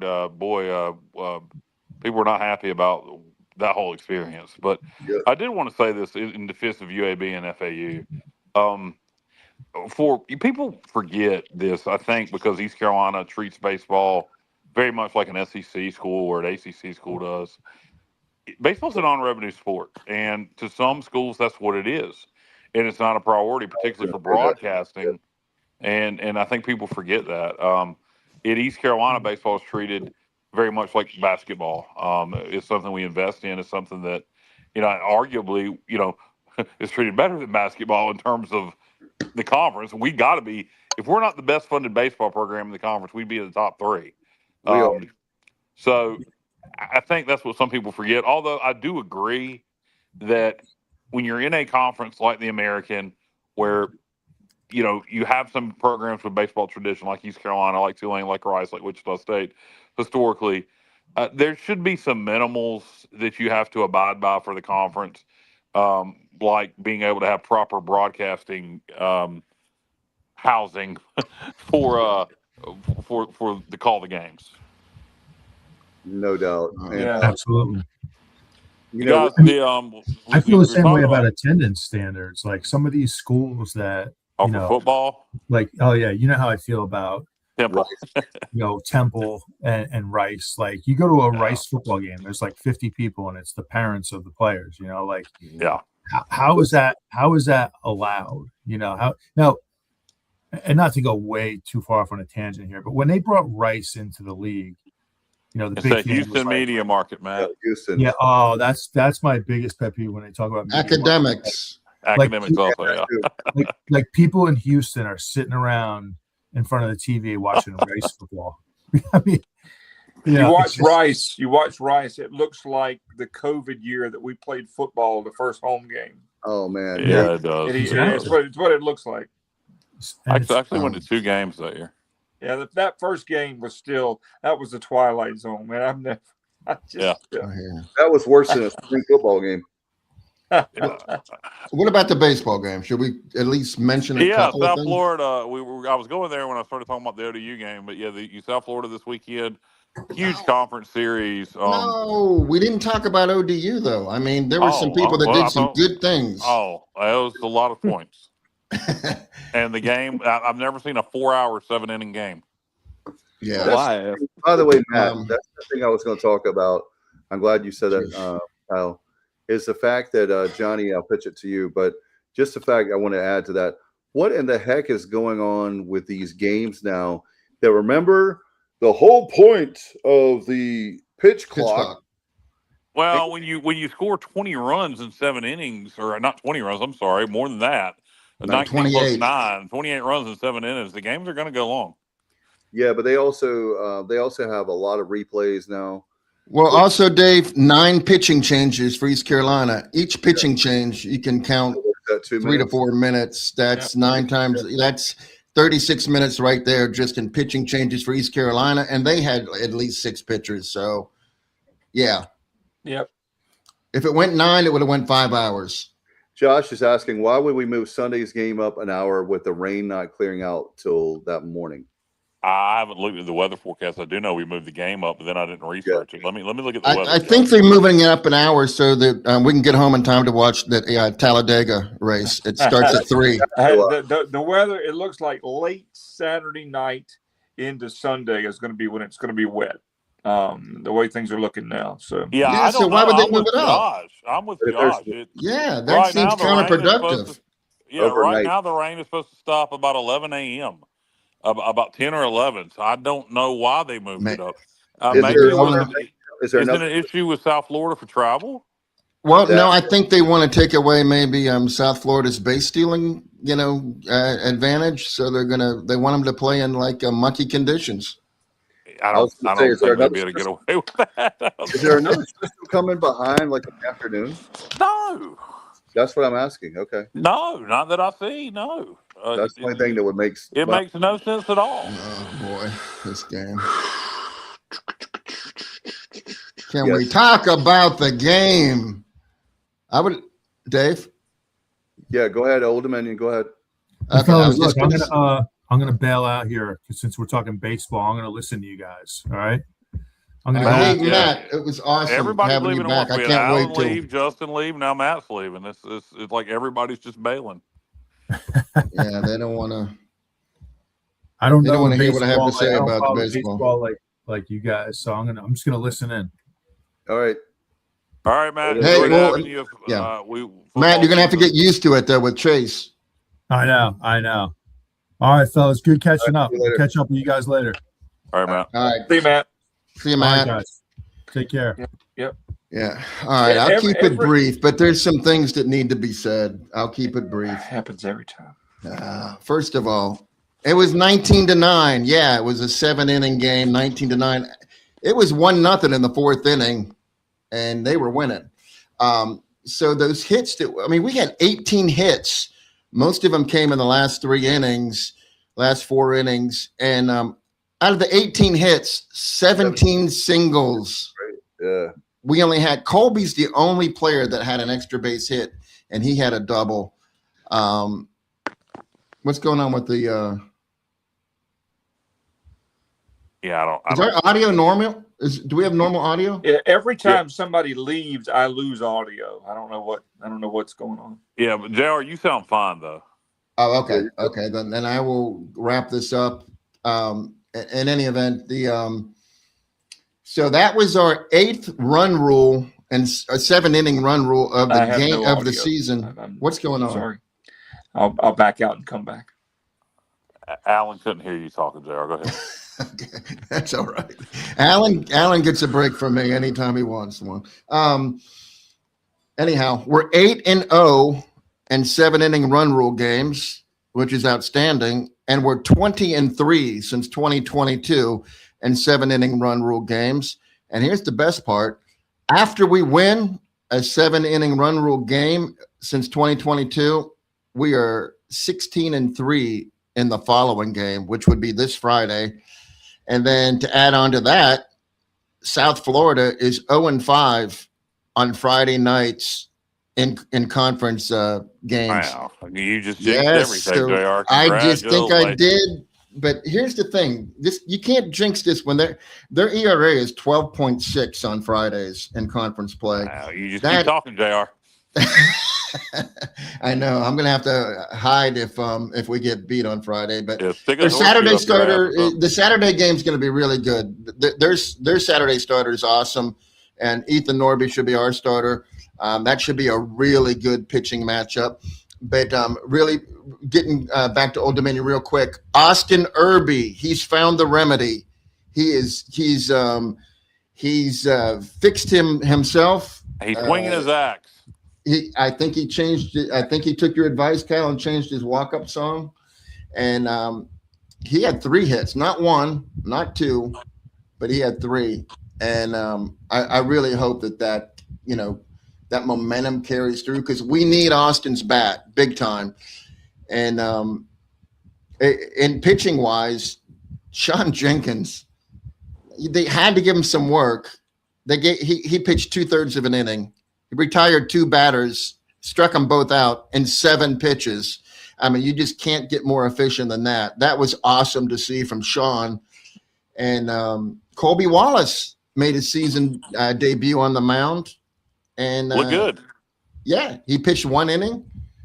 Didn't allow. He gave up a hit, but nobody scored. Nobody got into scoring position. So he preserved. Yeah, he did. There was a guy on third, and he pitched out of it, and prevented them from had that guy got home from third. Yeah, you're right, Kyle. We'd have been playing 8 innings. Yeah, so, no, I misstated that.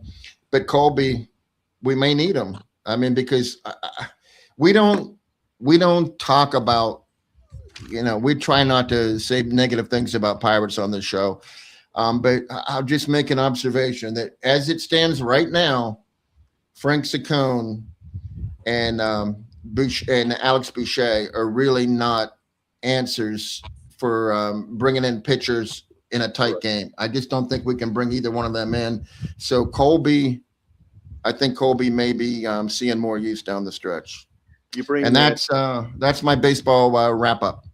For Josh, according to my phone, the rain's going to hold off until Wednesday. So I hope my phone's right and your phone's wrong, so that state game gets played. But South Florida series is big this weekend. Love to sweep it, to state the obvious. I would go a long way for the conference championship, and for right now, Baseball America has us as one of the last 4 in. So we could still play our way in the regular season. So 2-1 this weekend, we'll still be okay. We'll be 3-1 on the week, but a sweep this weekend would go a long way. This is getting down to the nitty gritty. So we don't have much room for error at this point.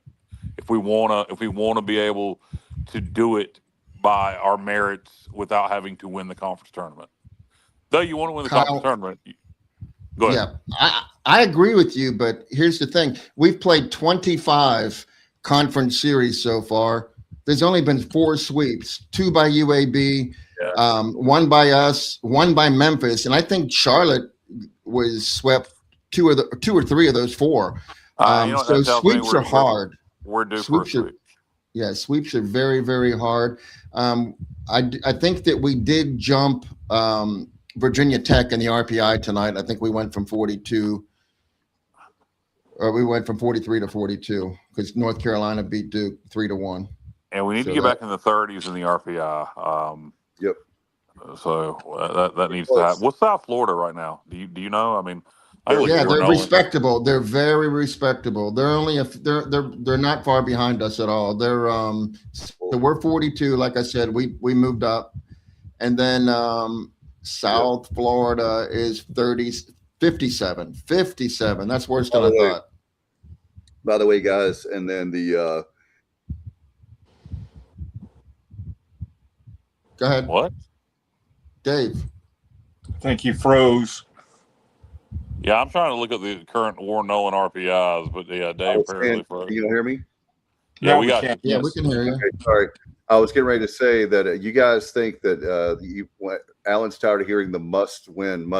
I know, but definitely a series that we have the potential of sweeping is the FAU at the end of the season, right before the tournament. And man, that would be a great time to sweep someone. Not that we don't want to this weekend, or that I think we can't. But guys, their RPI was something like, was it 170? If y'all were looking at it, I think 173. The bad news is they're playing better, Dave. According to Warren Nolan, Virginia Tech is ahead of us. We're 41, they're 42. UTSA is 43, one right behind us.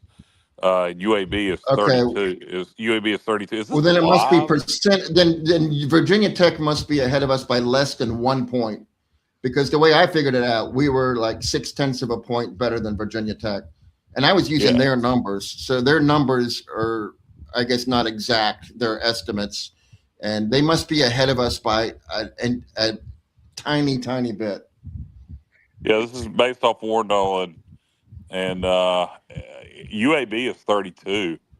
So they're suddenly UAB was, all the talk was East Carolina, UTSA, and everybody's been waiting for UAB to fall off, and they ain't done it yet. And now they're up to 32 in the RPI. This is going to be interesting. Could we be a 3-bid league? Yeah, it's definitely possible. Definitely possible. And it's one thing that I will say about this season. If you're a baseball fan, then this could very well come down to the very last weekend, the FAU series for us, as far as whether or not who's going to win the conference. And again, we need here's another thing I want to talk. I was about to forget, guys. We've got to finish first or second. Why do you say that? Well, the new format, if we have the new format, we will be able to rest our pitchers. As far as our pitching is concerned, we can definitely make it over playing a few games versus having to play the whole week. Well, there's 3 levels to this. So you get a double bye if you're first or second. You get a single bye if you're third or fourth, and then if you're 5 through 8, you got to play the old format. So you at least want to finish top 4, but finishing top 2 is a huge advantage for several reasons. One, it means you're probably in much better shape if you finish in the top 2 to get a net large. So we need to finish top 2 regardless of the format. But I think if you're in the top 4, you'll have a chance to win the tournament. If anybody wins it from outside the top 4, they have accomplished something.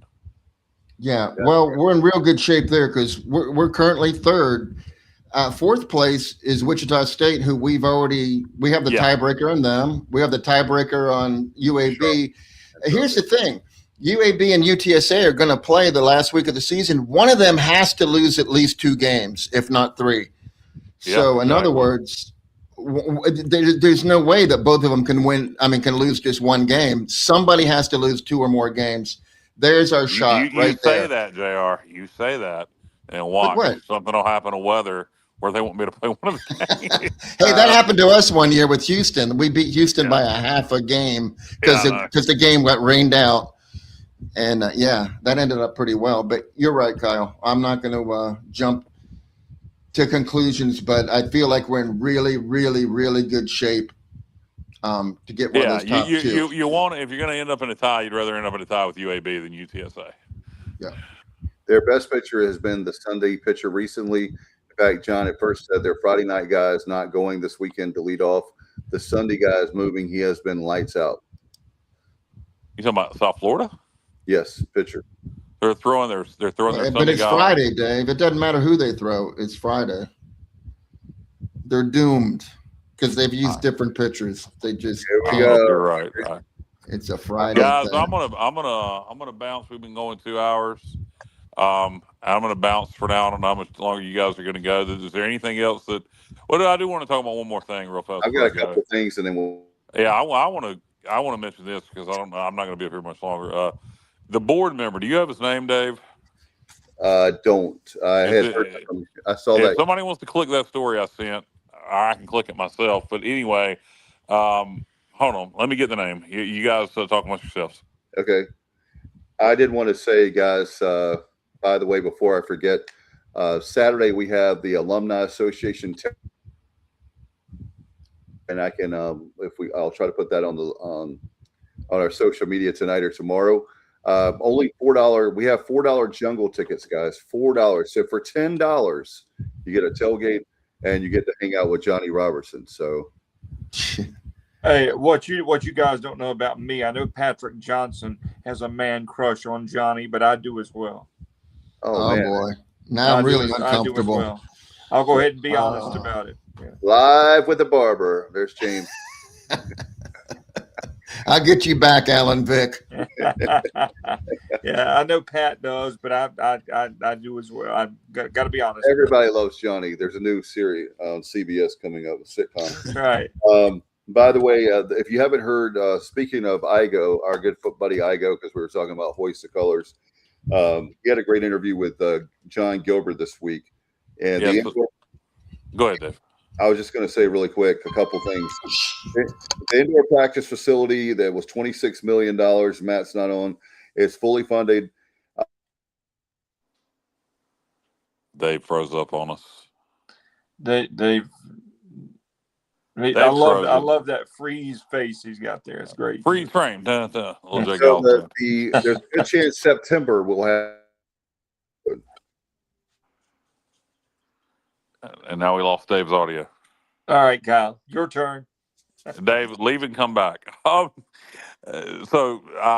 Tom Furr is the board member that's currently on the East Carolina Board of Trustees. Tom Furr, who today apparently at the board meeting, which I have not gone and listened to, read the minutes from, but according to Igo on Hoist the Colors, Tom Furr, had made the statement in so many words that.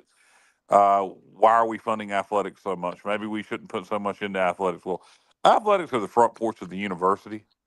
And, there's a lot of people who give to this school who wouldn't give a damn about it if it wasn't for funding athletics at a high level. And I say we fund athletics even more because,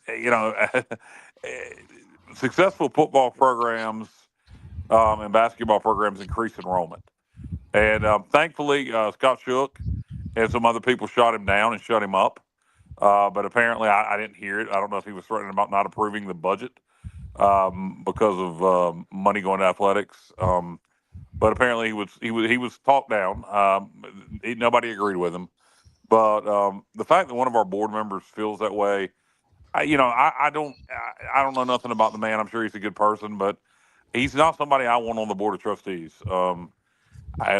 So I'm glad Scott Shook and some others, stood their ground and shut him up. And he didn't, it's not going to make a difference. It's just one man's opinion, but it's upset some people. And I don't know why he feels that way, but there are some people that just don't like athletics. And if you're going to be on the board of trustees at East Carolina, you probably want to be in line with the university. And football is always going to be important here. And if you can't accept that, I don't know what to tell you. I really wonder, and I don't know Tom Furr from a hole in the ground, but I really wonder how you can be so passionate about ECU that you'd want to be on the board of trustees and not want to have a successful football program. And that takes money and athletics as a whole. But football is what always comes to mind at ECU. And so just wanted to say that. And glad to hear Scott Shook and some others stood their ground on that, and you apparently shut him up. I'd like to go back and read that. Yeah, by the way, Kyle, I was going to tell, like I told you guys, there's a friend of mine, hopefully you will mind saying, Jeremy Leftwich. Jeremy is actually, by the way, guys, he's the guy that gave me my first break in radio as far as college radio. But anyway, at WZMB. But Jeremy actually, the only reason why he came to East Carolina, wait for it. He watched this thing called the Peach Bowl. And he made up his mind watching the Peach Bowl that he was going to East Carolina University. He's from the great state of Maryland. Some people would disagree with me on that, but I'm just being silly. But he's pretty great in late December here recently. Yeah, exactly. Good point. Especially their capital is awesome. They have the best. Well, besides Raleigh, they have the best capital. But anyway, he's from Maryland, and he actually, by the way, guys, he's in the band for the Baltimore Ravens. He plays in a band. But anyway, we would have never met. He would never have been a friend of mine in college or anything if going by the gentleman's comment about sports, because sports is a front porch of the athletic department. As it said so many times. Of the university. The athletic department's front porch of the university. Yes, is what you said so eloquently, Dave. Thank you. And we at East Carolina that year after the Peach Bowl got a whole bunch of computers because of the money that we won by winning the Peach Bowl. So that went to academics. So athletics and academics go hand in hand. And my kids want to go to East Carolina because of me and going to all the ball games. And they've never set foot in any of the academic classes. They do like the campus also. I walked them around campus back in the fall last year. But anyway, that was crazy. That's a little nuts. I did want to mention to you, by the way, Kyle, how you feel about this. Gilbert talked about adding LED lights at some point to Dowdy Ficklin. Yeah, well, that's something we're doing for sure. I thought that was something we're doing. Is that not going to be ready for this fall? No, that's something that's on I guess, a wish list. I did want to mention also for those of you that we had talked about the baseball project being done by Thanksgiving. Gilbert said it'll be by the beginning of baseball season, which will be February next year. I had the discussion with Bubba with the lights, and he said the cost would be like a little over $1 million. And he said, he didn't know about spending that money in the NIL era. And I see his point, but at the same time, I agree. I think you could. Well, here's the thing. At some point, you got to upgrade from incandescent bulbs. I mean, that's just a simple technology thing. That's like from going to SD to HD. So at some point, you got to do it. LED lights do last kind of forever, and you can do some cool things with them. So I think it's something you got to do. So it's a little over $1 million. It's not like it's $10 million. So yeah, I don't have a problem with that. I do like the cool effects you can do with them. So I think it's got to be done. So you might as well just pull off the Band-Aid and get it over with. The cost, that is one thing. The cost may come down on that. That is with technology. That is one area where cost sometimes does, tariffs, who the hell knows? But technology, as things become more, the norm, I guess, with technology, like HD TVs, you can get one now for a pack of bubble gum. So, it's the same thing. I do think LED lights will keep coming down a little more. How about this? John is the best. He's got the baseball mind. The former pitcher under Gary Overton says, what if UTSA and UAB stays in 30 RPI? And I know they play each other to end season. ECU wins out, and someone outside those three wins a conference tourney. Could the NCAA say we have to give 4 teams to the American? They could, but they won't. They won't. It's happened before, though. It has happened before. Yeah, I would be shocked. Watch it happen, but I'd be shocked if somebody besides one of those three. I would be shocked. I would be not even shocked. I would be floored, shocked. Yeah, with the new form. If it was the old format, I would say there's a good chance, but not with this format. I just don't see it happening. Yeah, no. But we should all be thankful that the SEC is not crushing it like they did last season. And I think they had 16 teams or 18. No, they don't have 18. I think they had 16. That's not happening this season. So that's a good thing. Yeah. By the way, really quick, and the Sun Belt will probably have quite a few teams in this year. I think they're projected to just have Southern Miss and Coastal. That it really? Because they're both like top 15 RPI. Yeah. So I figured there would be some teams. I did too. Okay. Gilbert talked about the Harold Varner family. They're building the clubhouse there at Ironwood. Here's a topic, by the way, guys, that I wanted to ask you about. Johnny, and maybe you could allude to this because you were there, about the equipment sale. I've heard a lot of negative comments about the equipment sale, and I'm not trying to rain on I know the university. People lined up at 3:30 a.m. I think is the problem. Yeah. Also, I would just say this: we know the person, and I'm not going to say the person's name, Kyle. But you also should be allowed. You shouldn't be allowed to spend. They should put a cap on how much you could spend. I don't know that you said my name like I knew the person.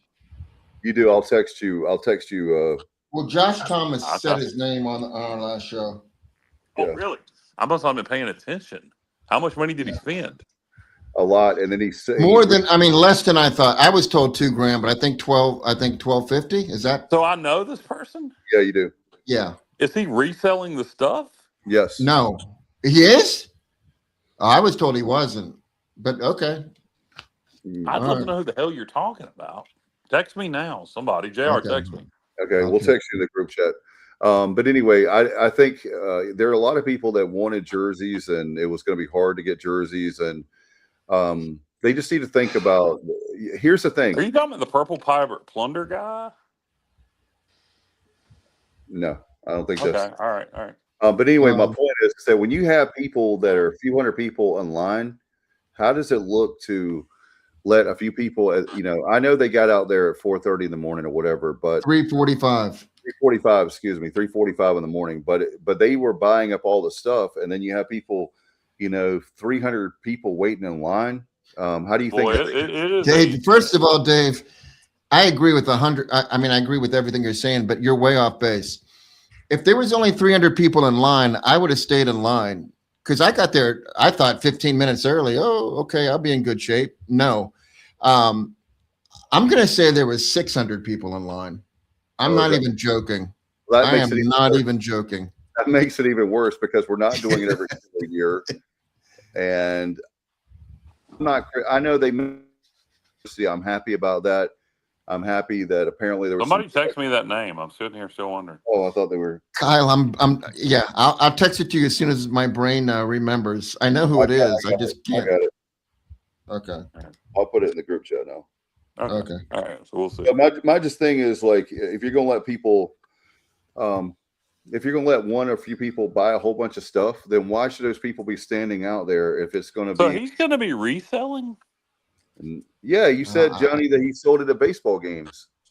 I didn't. No, I never said that. I don't even know. I know. No, I never said that. For the record, no. Sutton. No. No, I never said that. Boy, I botched that one, didn't I? Yeah, well, I didn't hear what you said. Don Sutton. Don Sutton. The baseball guy who's been dead for years. So we used to watch. Kyle and I used to watch on WTBS. No, just the thing is that I'm sorry if it sounds like I'm crapping on just like everything, but if he bought it for his personal collection, I still think it should be limited. I still think it should be limited, but it doesn't bother me as much if he bought it to resell at a profit. But I mean, scalping it's not illegal except with tickets. So, can you limit a certain number of items per person? Is that? Okay, so maybe a certain number of items per person. If you're up there, you can only purchase. Yes. Yeah, you could. Let me give you some perspective, Alan. So I got there 15 minutes early, and I swear there was at least 600 people because the line was just endless, and it was hot already. It was already hot. So I went home, and then I came back for the spring game, and then I realized that they were letting people go. There was still equipment left, and they were letting people go in there. So I went in there, and they still had plenty of jerseys left, $50 a jersey. They had shoes for $20, but I guess I have a popular size because I couldn't find, other than cleats, which I don't need cleats. 9.5 is the most popular men's size in America. Well, I'm a 12, and there were no 12s. Yeah. There are no 12 wide, baby. And I'm a 12 wide. Yep. 13 wide. You know what I say, guys with big feet. We got big feet. I heard when you ask about guys with big feet, they say, "Man, yeah, you got some big feet." Yeah, exactly. It means you got big shoes. That's I guess the Hurricanes game went final. Yes. Did they win it? I just got up to watch the end of it on TBS, and I see the Office is on. Yeah. Well, let me ask you a stupid question before we leave. Okay, I've never been to an equipment sale, and I love, but first, I'm a little bit of a shoe whore. Okay, I'm just going to go ahead and be honest. I am too, to be honest with you. You two shoe horse. Yeah, well, I have trouble finding comfortable shoes, but could you actually go there before it started? Now, do you mean a shoe whore or a shoe snob? Yes, all of the above. I'm both. I mean, a shoe whore would mean you'd have sex for shoes. Well, we'll talk about that later. Depends on whatever. But I think he means he lets shoes have their way with him, right, Alan? For my Alan, I mean, sometimes you buy shoes and you didn't really need them, and they're probably a little bit more than you wanted to spend, but you let them have their way with you, and you end up taking them home. Correct. So if I'm the first person in line, at 3:30 in the morning, am I going to see a size 12 pair of beautiful purple ECU Adidas shoes for a good price? Is it worth it? Is what I'm asking. If I'm just going as a casual fan looking to maybe get a pair of sweatpants or a pair of shoes or a hat, well, is that? No, it's not worth your time. Okay. I don't think so. I mean, you'd probably get some of that later in the day. I mean, I think for $20 though, the shoes were probably the best deal. But yeah, they were long if you're gone by the looking for time something I to arrived. really, I'm looking for a helmet or a jersey. I'm looking for something to display. If I want a Yeah, pair there of were no shoes, I'll go to.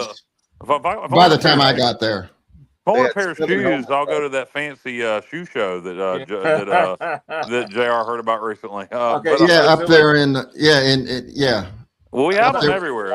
That's a chain all throughout North Carolina. If I wanted an ECU football property of ECU football extra large T-shirt, do they have that sort of stuff? Or apparently they had one that said something like "Us against everybody."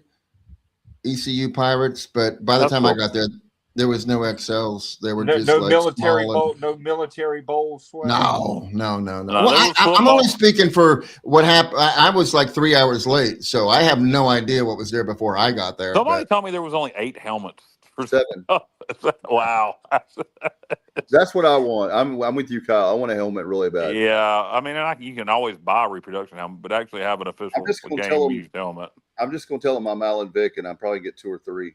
A buddy of mine asked me, I was like, oh, man, equipment, so they had helmets there. And he said, what would you do with a helmet? I was like, what do you mean, what would I do? I'll wear the damn thing. What do you mean? I'm going to eat ice cream out of it. It's just to display.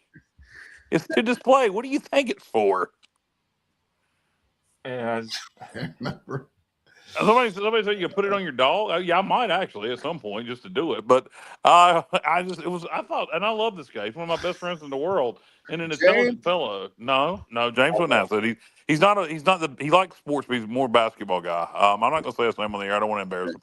But I was like, why? What am I going to do with the helmet? I mean, I just thought it was such an odd question. What would I do what would I do with a game or practice use the ECU helmet? I don't know. Geez. First of all, I try to get everybody to sign it. I could. Well, it would be awesome to have. I'm with you. Yeah, if you notice in the stores around Greenville and surrounding areas, it's very hard to find much of anything purple. So, but seriously, I don't know if they've got some kind of deal where they won't let Kohl's or Academy Sports or Dick's or whoever sell purple. You mean like non-ECU, just anything purple? Not that, and like they always have a little bit of ECU stuff, but you don't. No.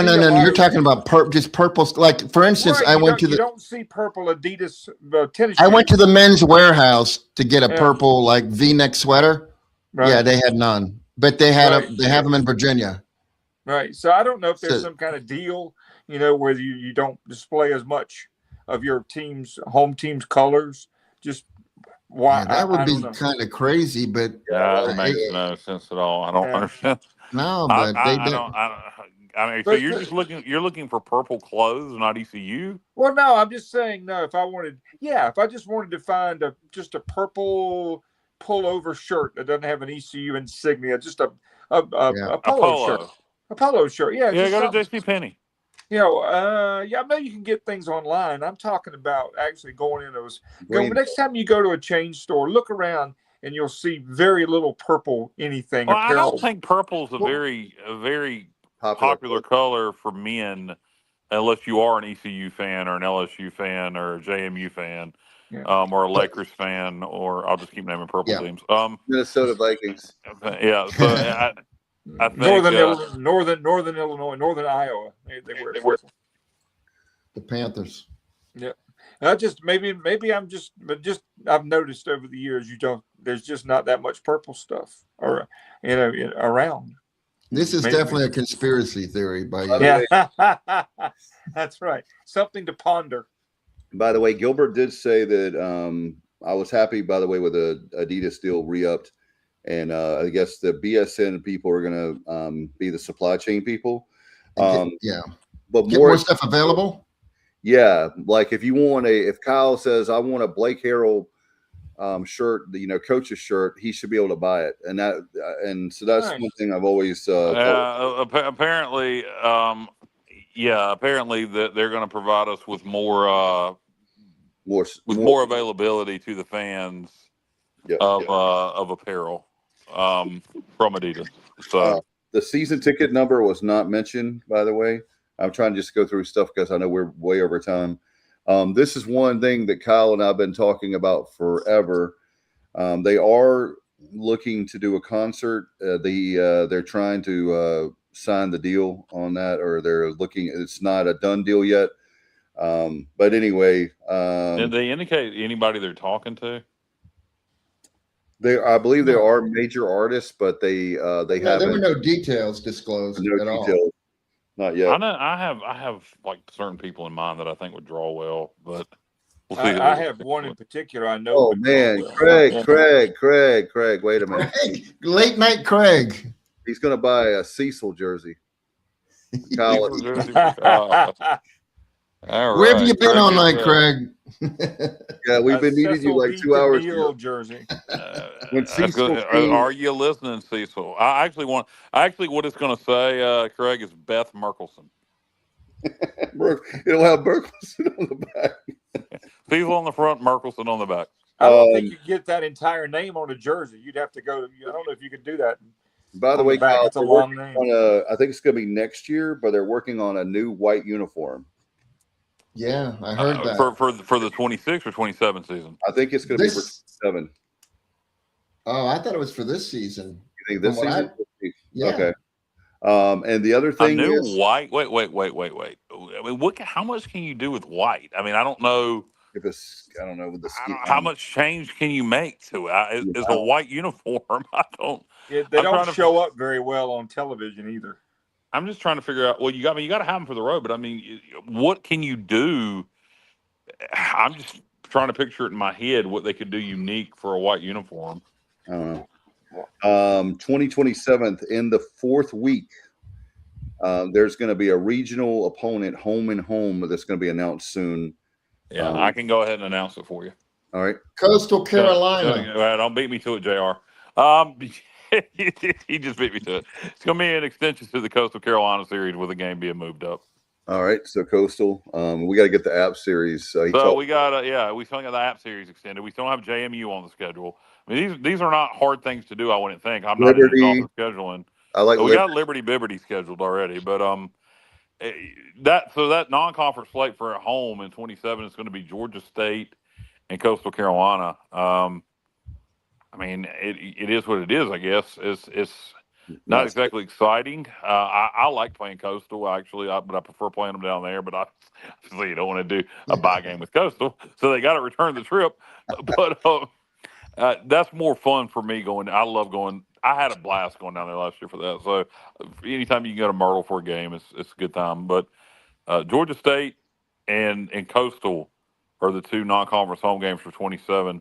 So I hope we have a really strong 2026 because we need to sell some tickets for 27. Yeah, he did not announce the number for where we are season ticket wise. So I hope that we can. Bubba and I are like nuts about that. It's not. It's not the most appealing home schedule. I mean, we should have a good team. You do have App at home. You got South Florida at home. That's on a Friday night.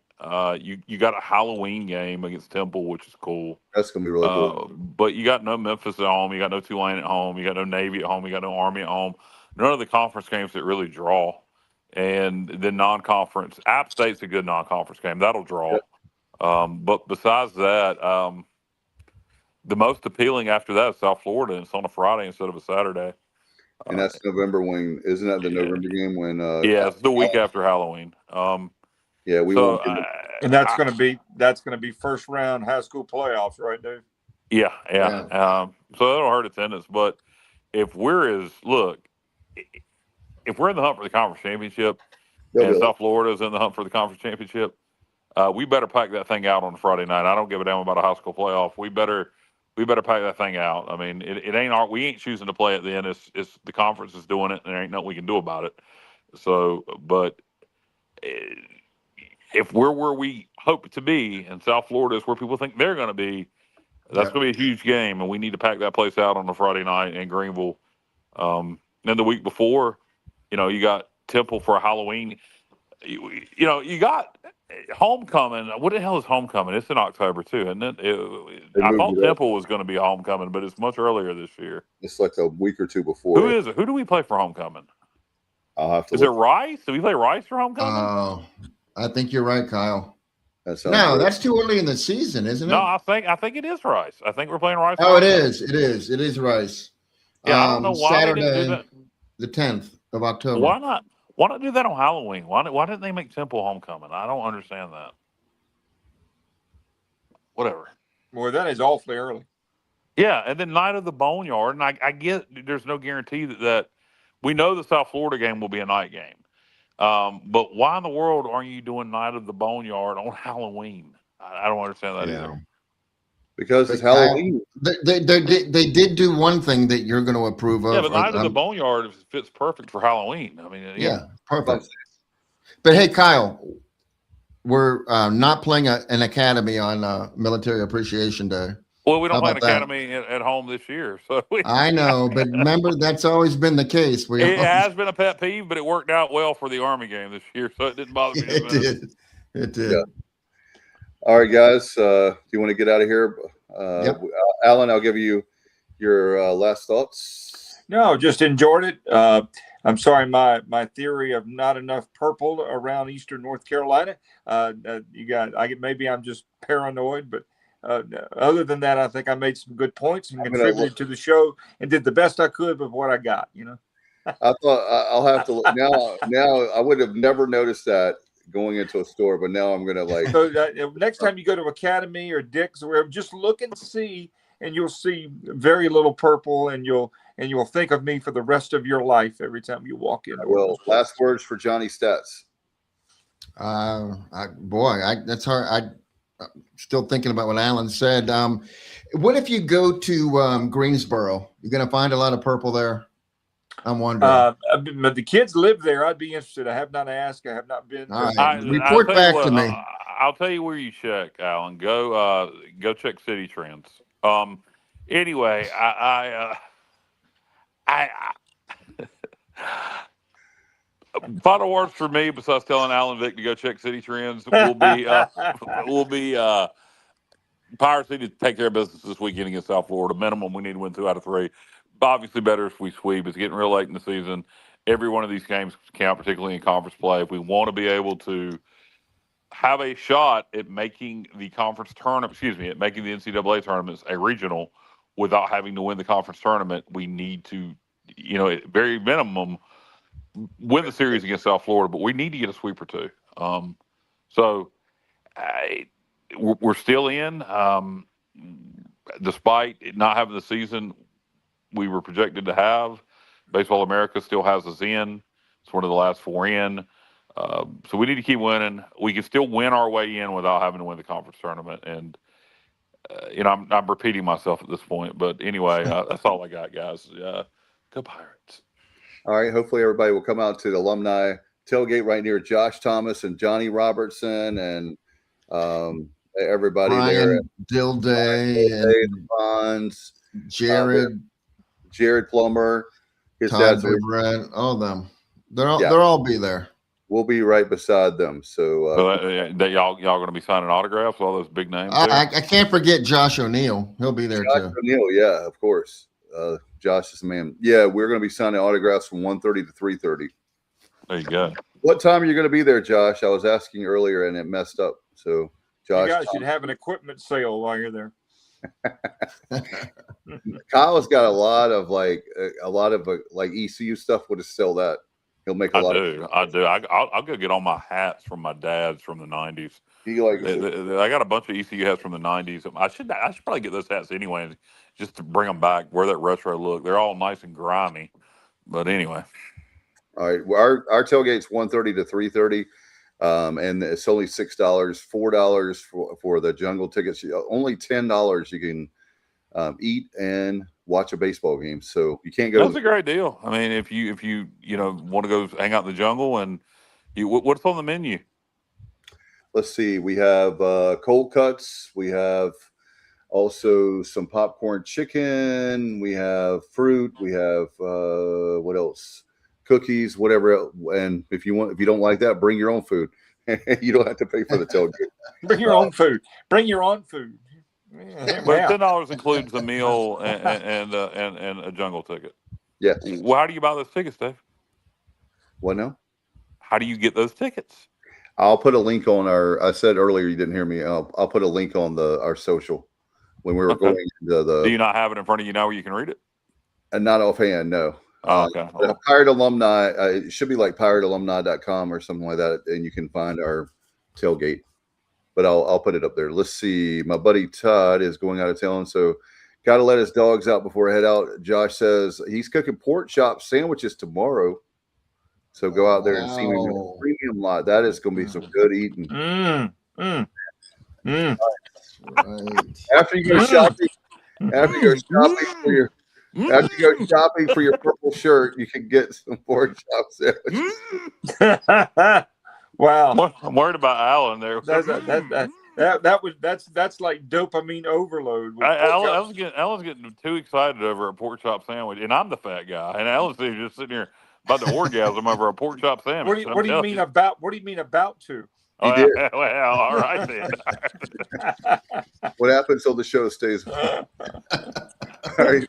Oh man, this could be a great weekend. I feel a sweep coming on, and I don't normally. We're gonna do it. We're gonna do it, JR. Buy your brooms. Go ahead and buy your brooms and give it to the guys in the jungle to put out. This is when the corner is turned. We're gonna quit being front runners and actually be contenders. There you go. That's right. All right, we'll get out here on that note. Everybody have a great weekend. Stay dry and go Pirates.